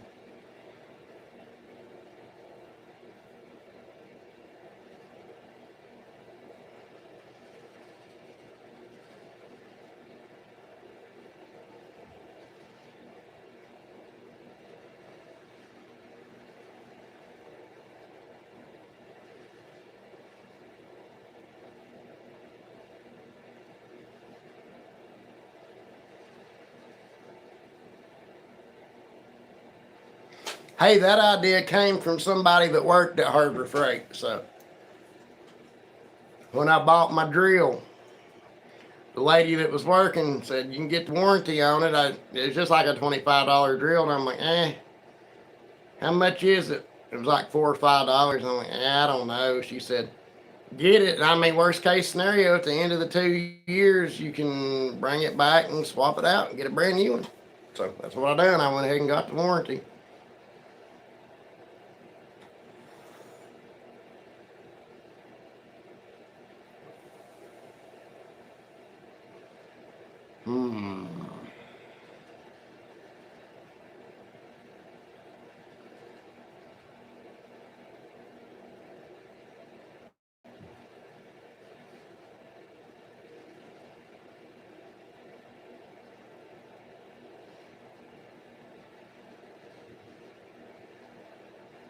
You make sure everything was tightened down right, especially on a new one like that. Stuff can work its way loose.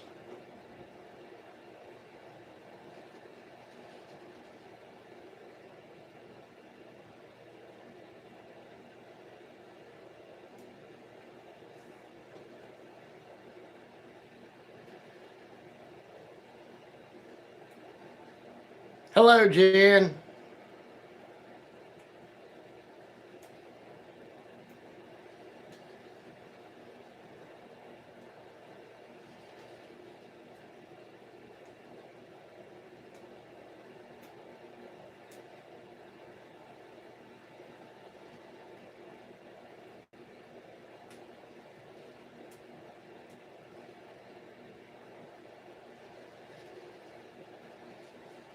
What time is it?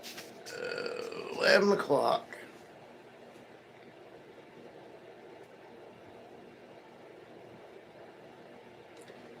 We're just talking, trying to figure out what the difference is between a carpenter and a woodworker.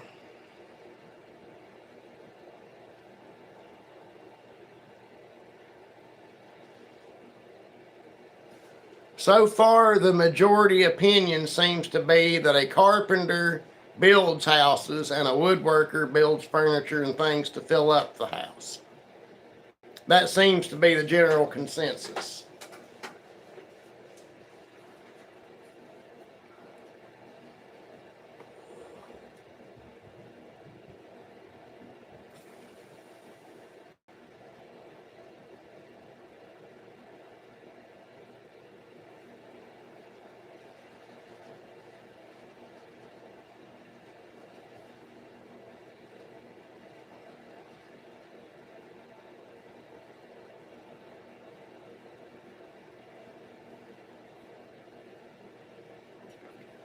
Well, they said he was a carpenter, but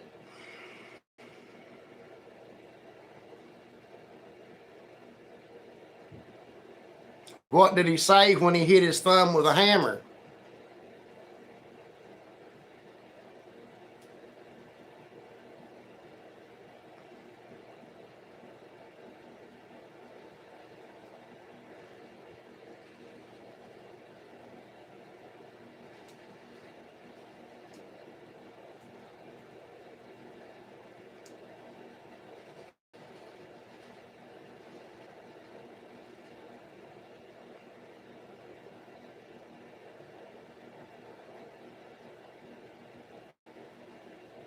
But yeah, Nicole, if you want to, we can try to go over your saw one day on a video chat or something and see if we can't figure out what's wrong with it.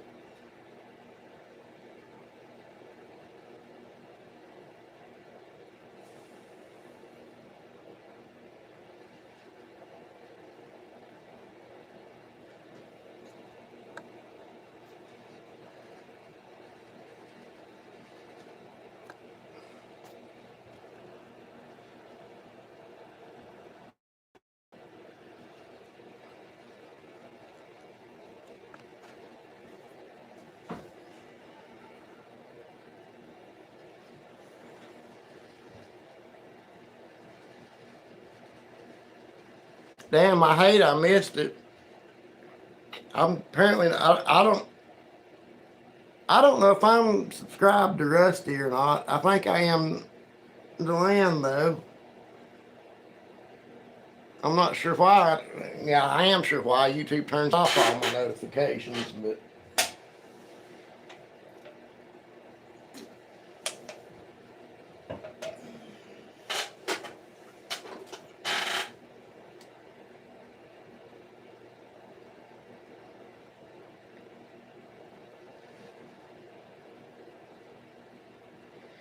don't feel bad, Nicole. I have one outlet in this entire shop. So I have drop cords and power strips run everywhere in here. Damn fire marshal ever come down here, he'd have a fucking stroke.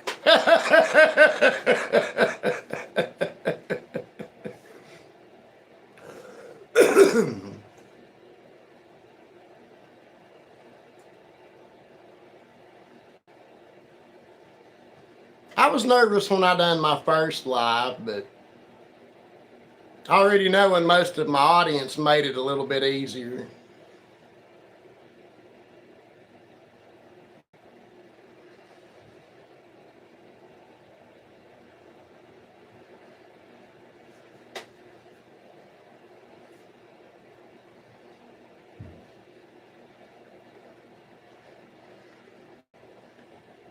Oh, I know that feeling. I don't even have Wi-Fi. I'm in my basement working on my cell phone, so. But I mean, it does pretty good most of the time as far as signal goes.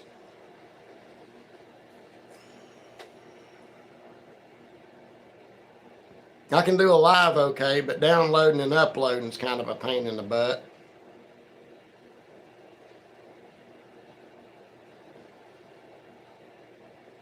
Let's see, one outlet, I have a power strip that stays plugged into an extension cord that runs into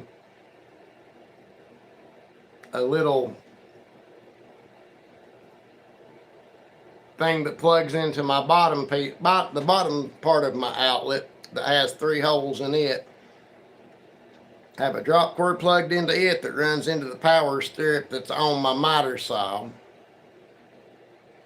I have another cord that runs out of that hooks up to these 2 shop lights here. And then I have a third drop cord that plugs in the top part of the outlet that runs my tools.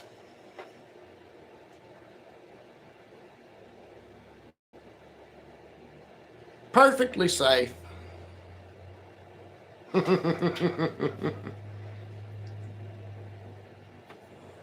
I don't know, we've only got 16 likes.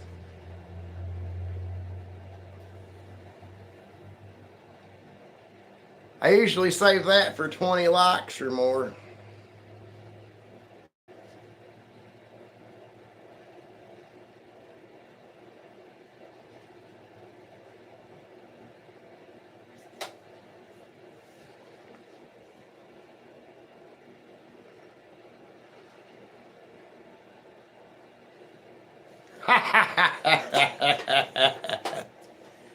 If you're watching and you've not done so, double tap that screen, hit that like button. Come on, guys. 4 more likes and I'll do a pole dance.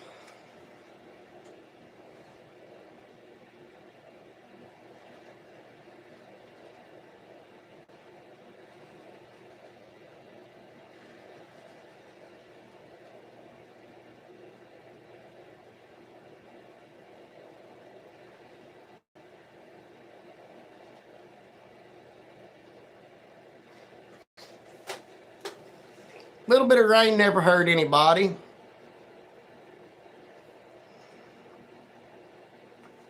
Well, maybe the Wicked Witch of the West, but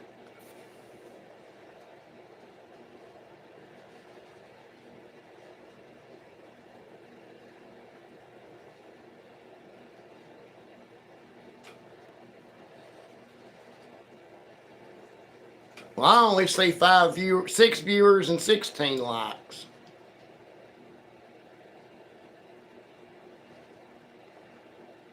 I wonder why it does that. 7 viewers. Come on in, everybody. Say hi.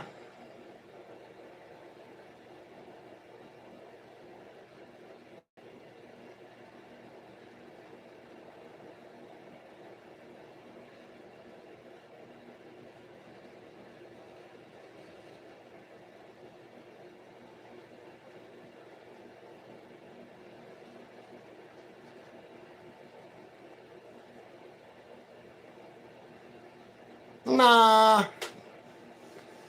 Just wear rubber boots and you're okay.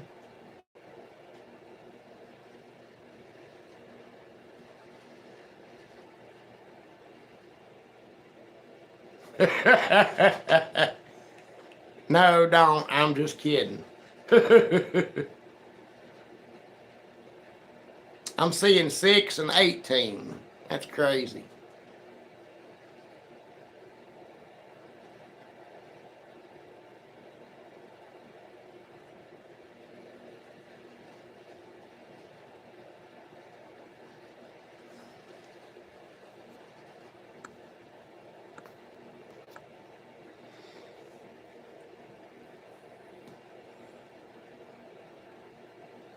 That plywood's cheating.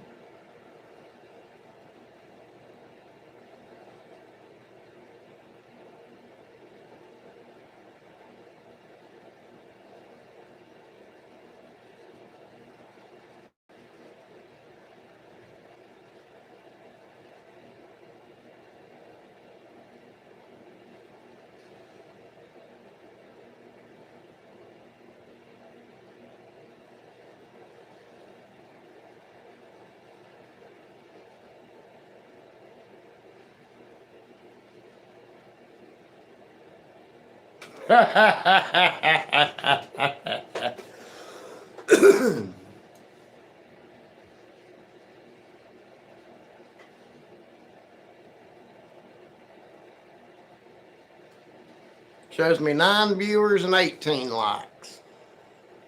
That's crazy. I'd love to know why it does that.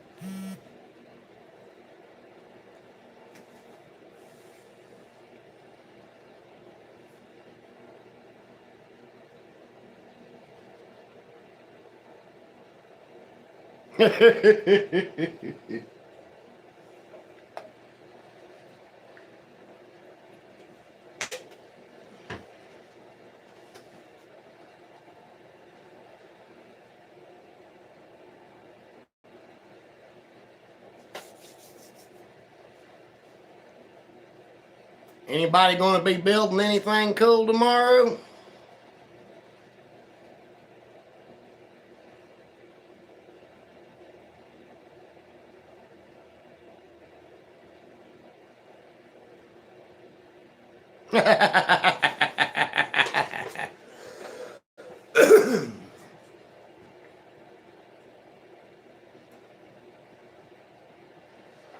I know that feeling, Nicole.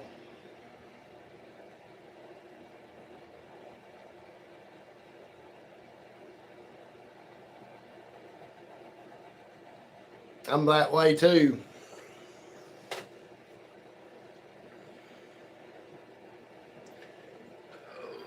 Lord.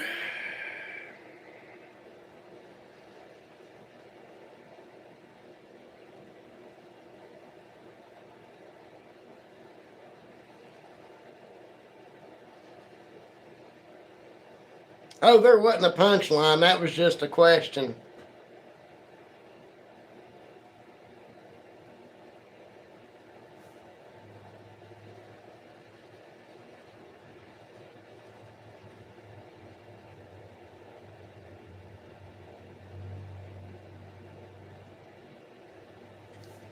Oh, cool, weeknight.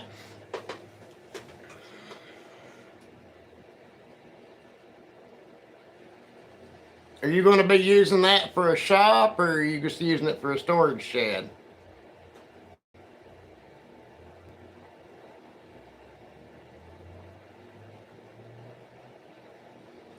Too many?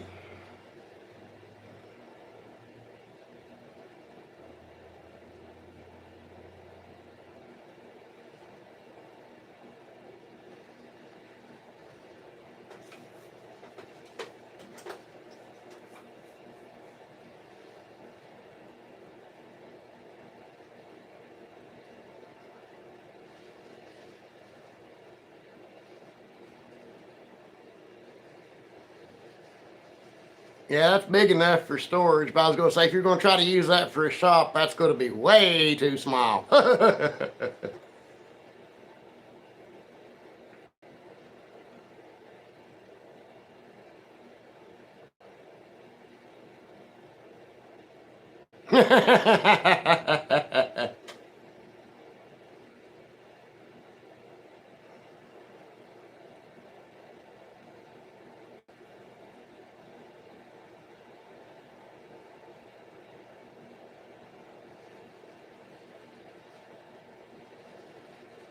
I mean, when I build a shop, it'll be at least 16 by 16. I believe I can get away with that amount of space. Because where I'm at right now is 13 by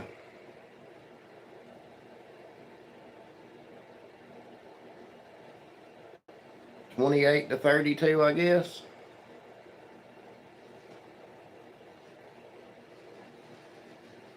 I need to get me a long tape measure and measure that out, I guess. Well, I appreciate all the likes. I guess I'll do it.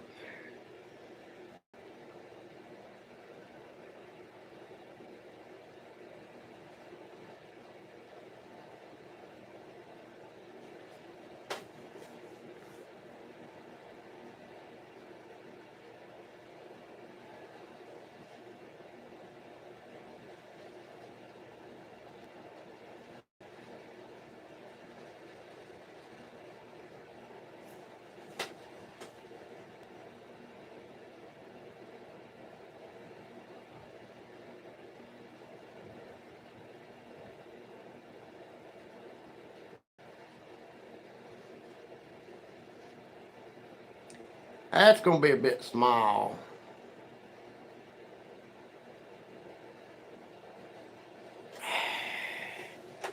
All right.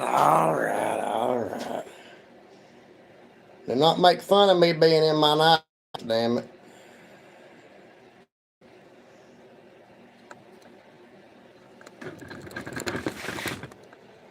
What the hell? There it goes, okay.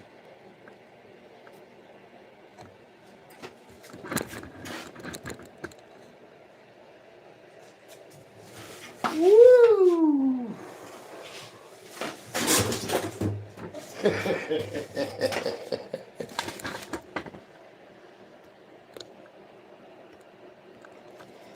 There you go. There's your pole dance.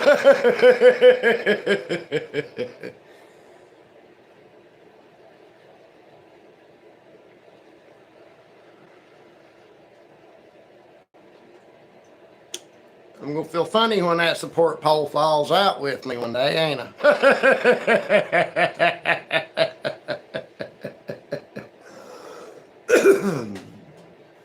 1, 2, 3, 4.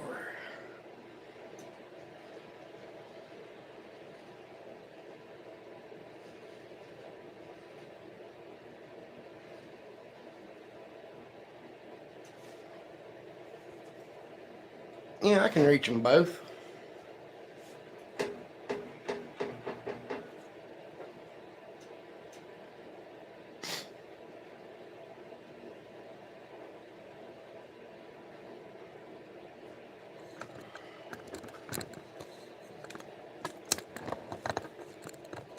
I caught one of somebody's videos the other night that they were sitting under their shop light, kind of like I am, and they were getting that flickering like mine does when I'm sitting here doing it. Like when I've got my fiance's phone and I'm live and I'm using my back camera. Remember how this light used to flicker so bad all the time? I noticed theirs was doing that. And I talked to them about it a little bit and told them, you know, mine does that too. It's something to do with certain camera speeds and the frequency of the light, I guess, but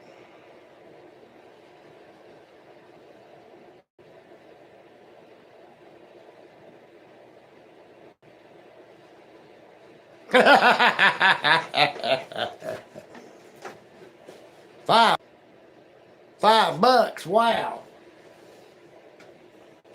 That surprises me.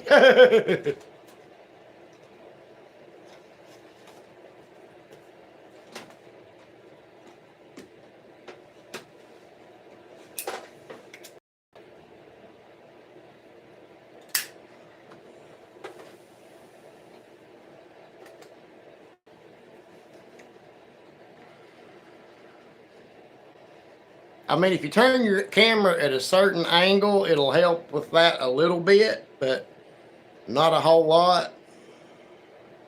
You see, when I'm recording videos, I don't notice it like I do when I'm doing lives.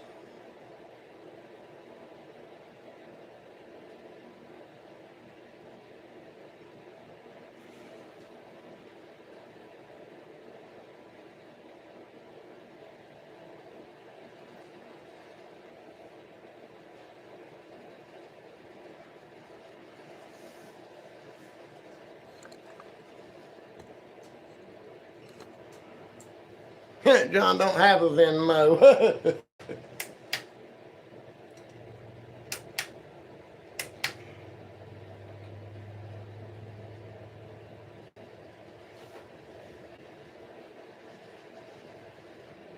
Oh shit, I didn't bring him down here. Hang on guys, I'll be right back. Don't run off.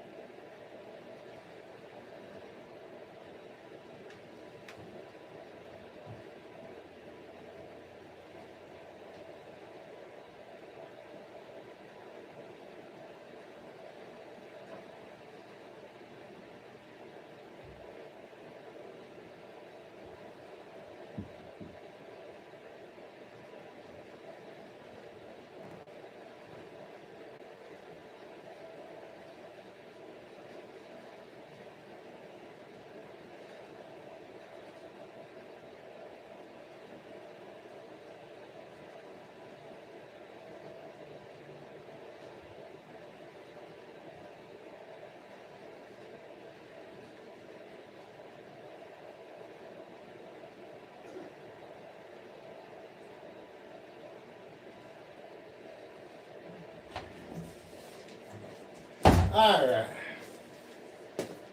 I'm back.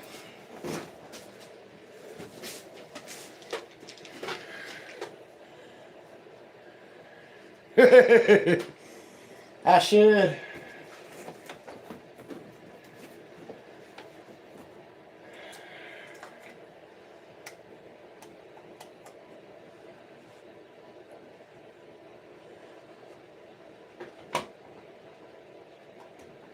That must be the one missing.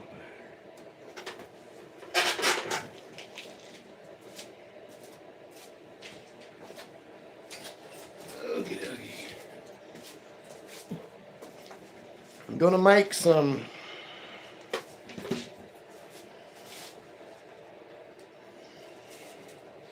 outdoors some wood lanterns and make some. And I got some lights to put it, solar lights to put in them. Where's that damn switch at? There it is.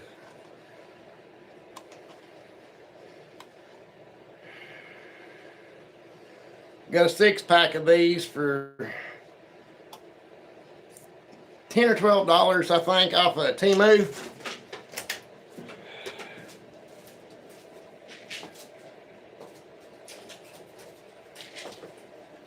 They've got 2 rechargeable AA batteries in them, and they charge off of the solar panel there. Night, Vinny.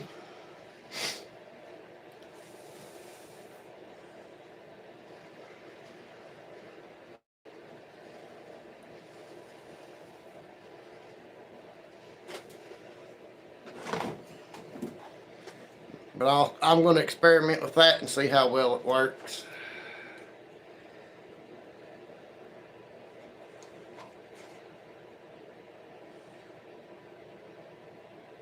It probably is not going to put out light the way I want it to, so I'll have to orchestrate something. Take the bulb, take the insides out of it, and mount them in the wood some way a little bit different or something.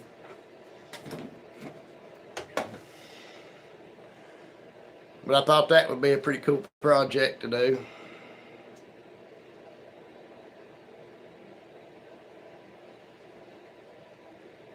And we'll try to get that done sometime this week.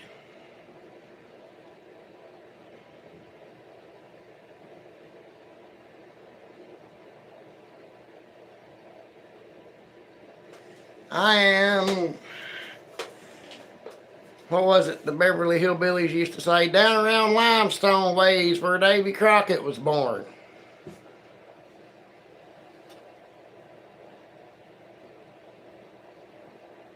I'm in northeast Tennessee, about 6 miles, 6.5, 7 miles away from Davy Crockett's birthplace.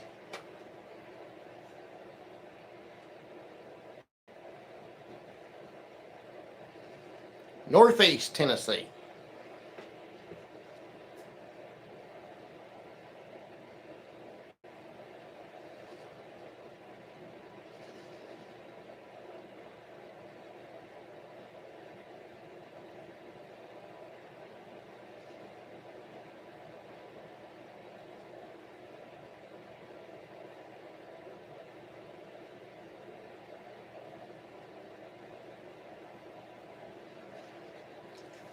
Not too far from the North Carolina line.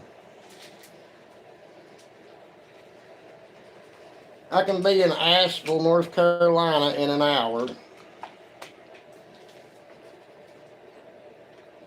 About the same to Gatlinburg, Tennessee.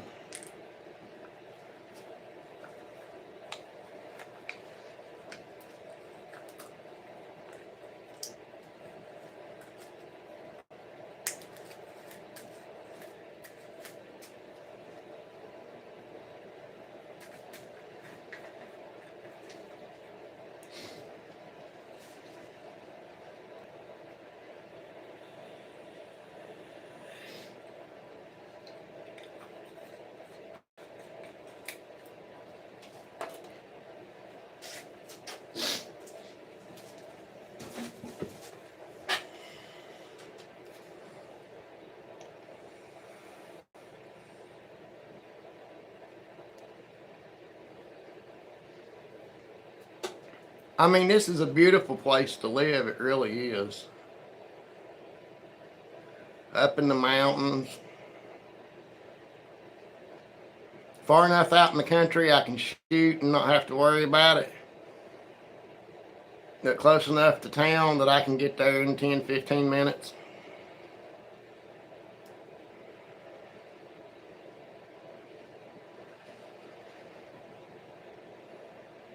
My closest neighbor is a little bit too close to me, but the house that she lives in used to be part of my family's land here.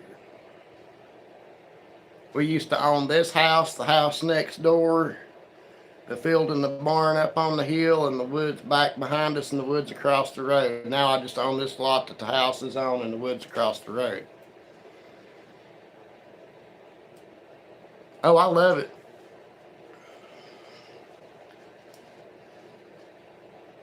I wouldn't trade this for nothing. I really wouldn't, I don't think.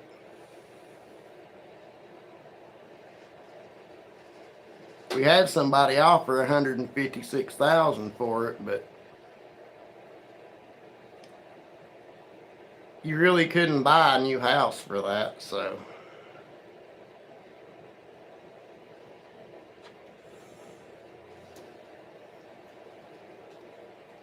That's probably what my next skill is going to be, Nicole, is crochet.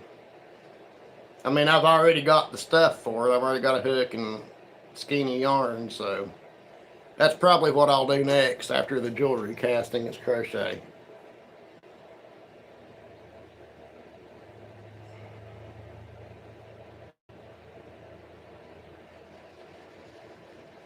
And I tried crocheting once.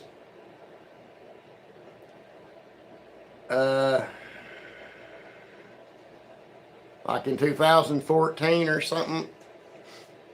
12 years ago, I guess. I've been a little bit longer than that.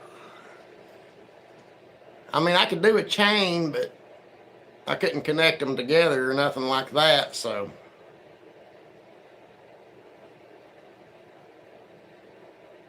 That'll be my next skill for the year after the jewelry casting's done.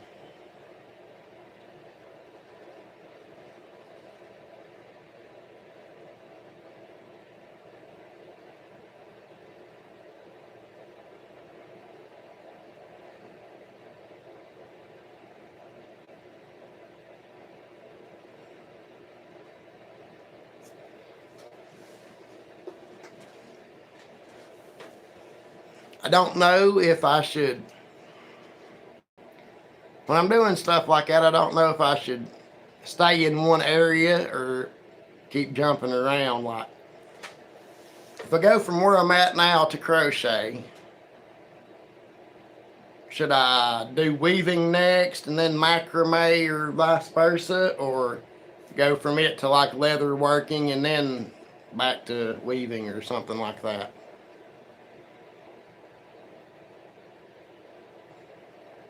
That's where I'm having my hardest time figuring out how to do this, is figuring out how to space my skills apart.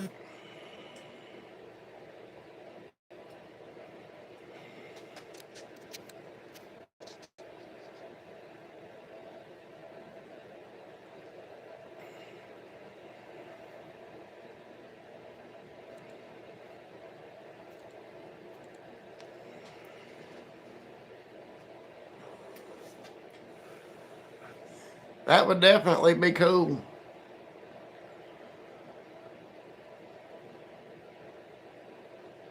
That was how I learned how to run a crochet chain. I got one of my ex-wife's skeins of yarn and a crochet hook one day, and I watched a video, and I just sat there and started doing it.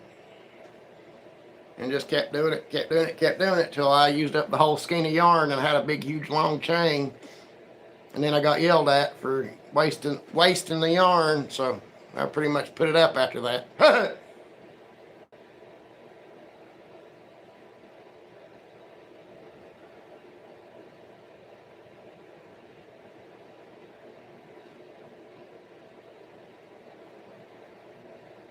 I like macrame, and I'd say most of the guys probably do too, whether they realize it or not.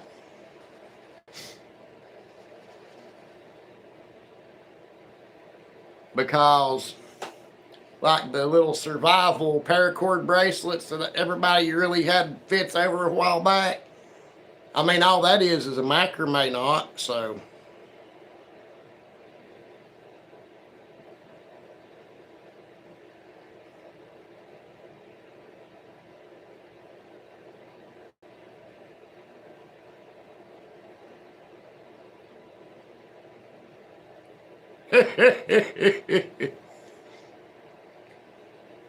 What kind of beading do you do?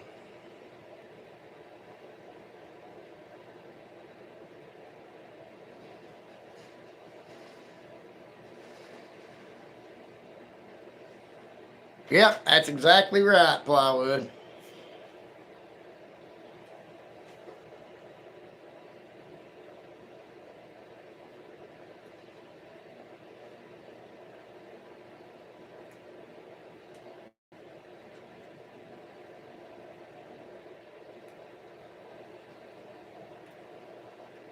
I sold some of those paracord bracelets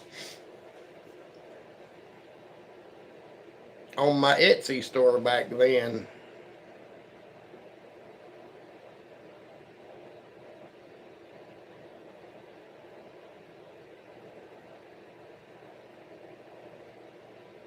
Well, let me rephrase the question. Do you just like do straight beaded necklaces, or do you do like the little woven bead Native American thing that I've seen a bunch of people do that I've not tried to do yet?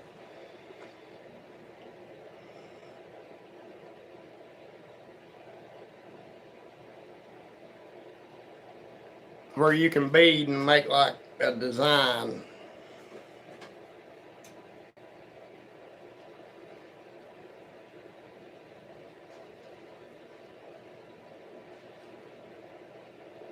I'd like to learn peyote.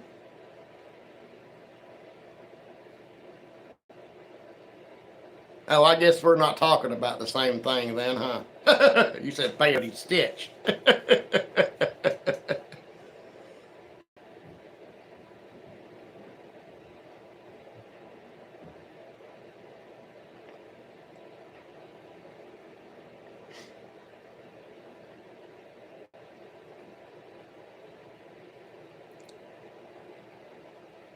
That is something I would like to try sometime, though.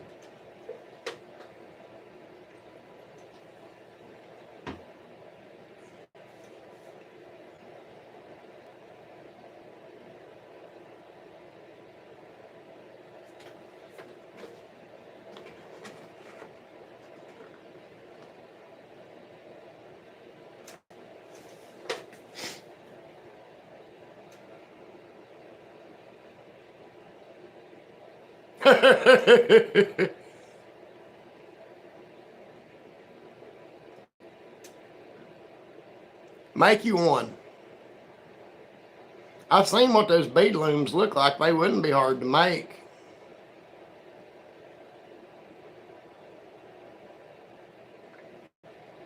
And as far as just plain weaving goes without beads, you can do that on a piece of cardboard. Cut slits in each end to wrap your yarn around. I can't remember which way is the warp and which way is the weft, but wrap your long ways around and then go crossways to weave.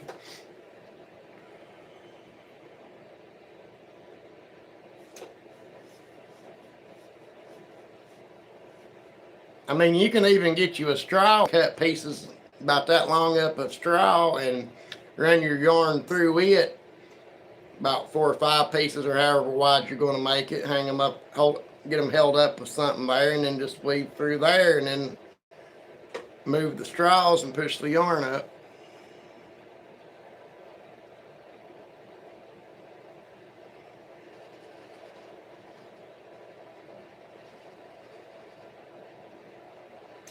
Yeah, well, that's my plan. I'm going to at least get past there.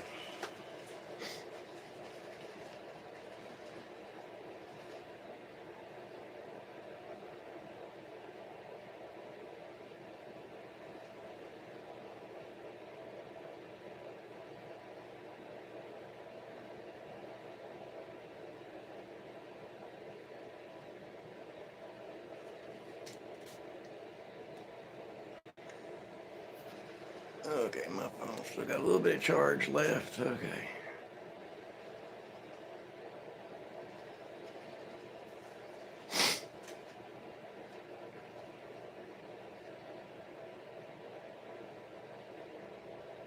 But yeah, my ex-wife had one of those little bead looms at one time.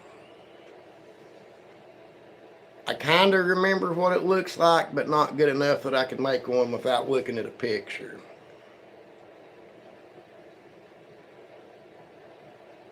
Well, you're not supposed to do it in traffic.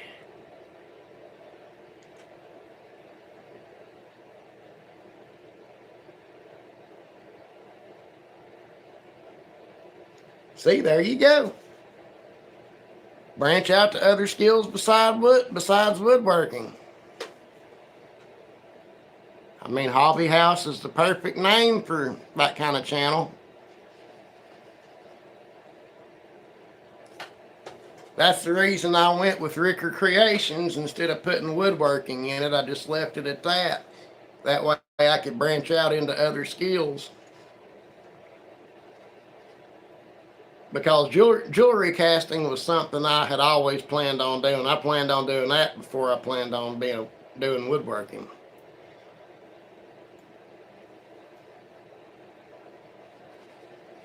I've done a little bit of leather work. I'm going to try some blacksmithing.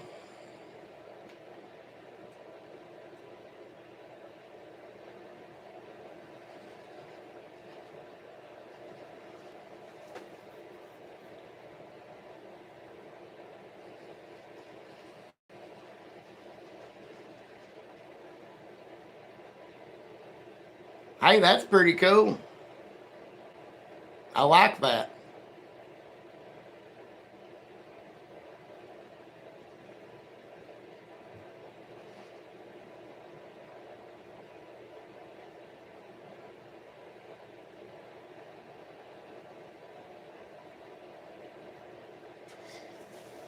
The only thing that I do that won't fall under my Ricker Creations channel is my history videos. That's why I had to make a new channel for them.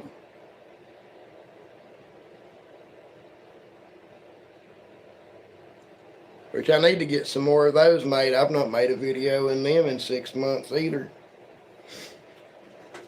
It's starting to warm up now so I can get back out and start doing it. But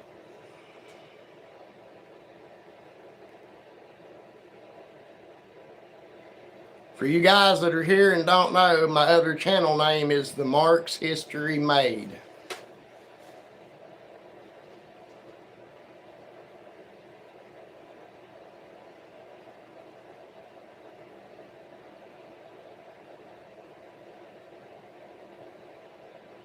If you've not seen those videos, I go around to the little roadside historical markers and I read it and I give you a 4 or 5 minute video of the history of that.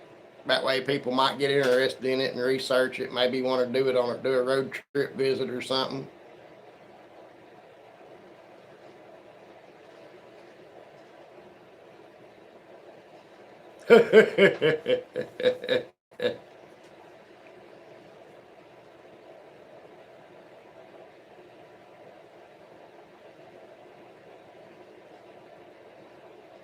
That's great. Plywood does what?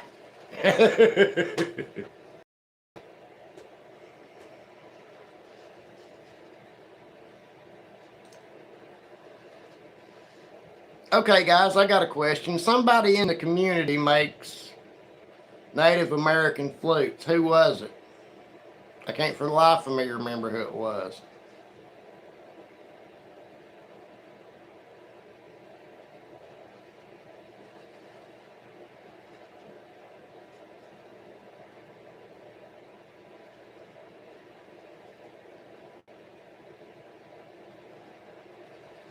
I would watch it, absolutely.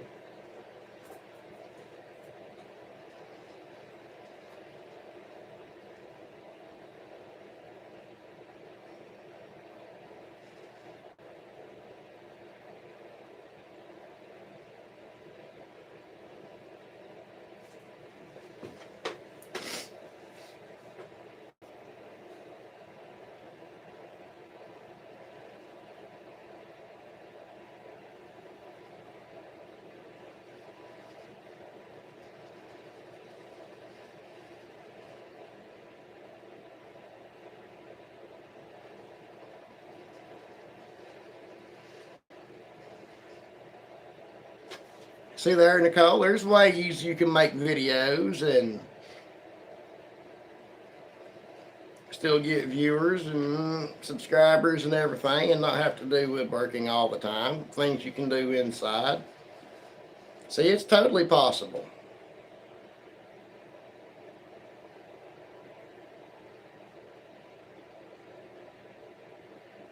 That's one reason I decided to do the whole new skills thing this year. That way I could add to the things that I can make and sell. That way I can make more videos about other topics.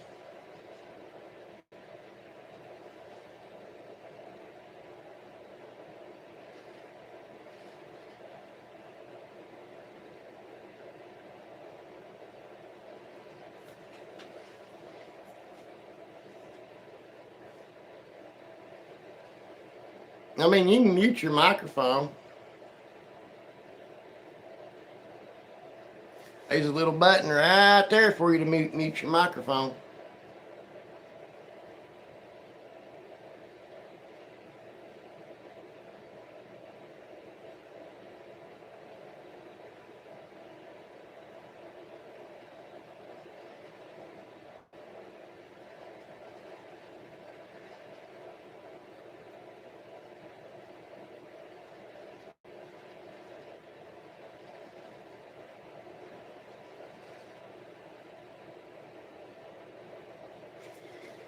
I mean, that's something you could sit out on a porch or anything and do.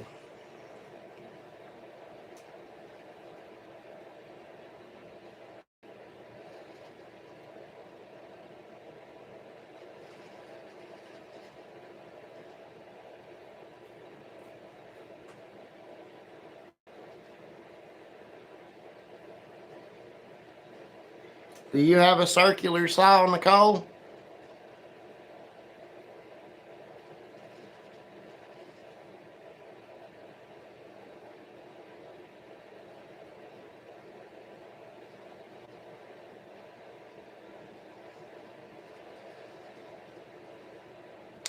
Hey there, what's going on, Don?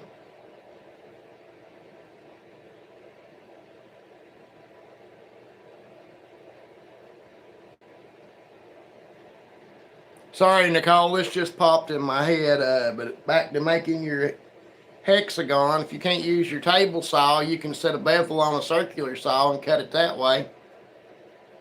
Ah, damn. You're rough on tools, ain't you?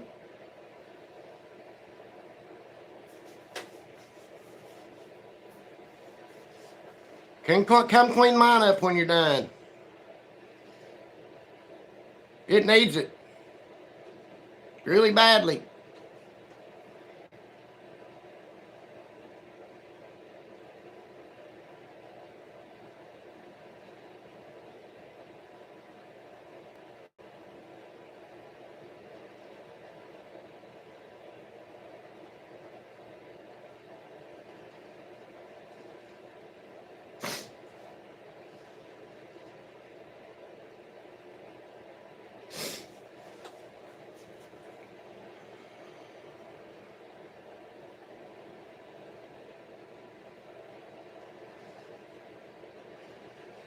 All right, guys, we've been at this for 3 hours now, so I believe I'm going to head out for the night.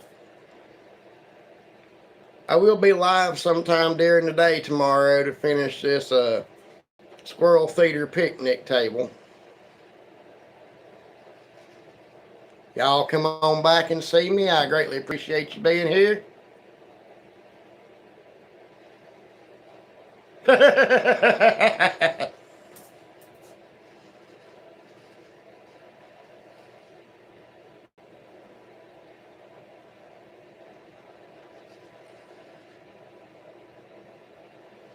I'm the same way, Don.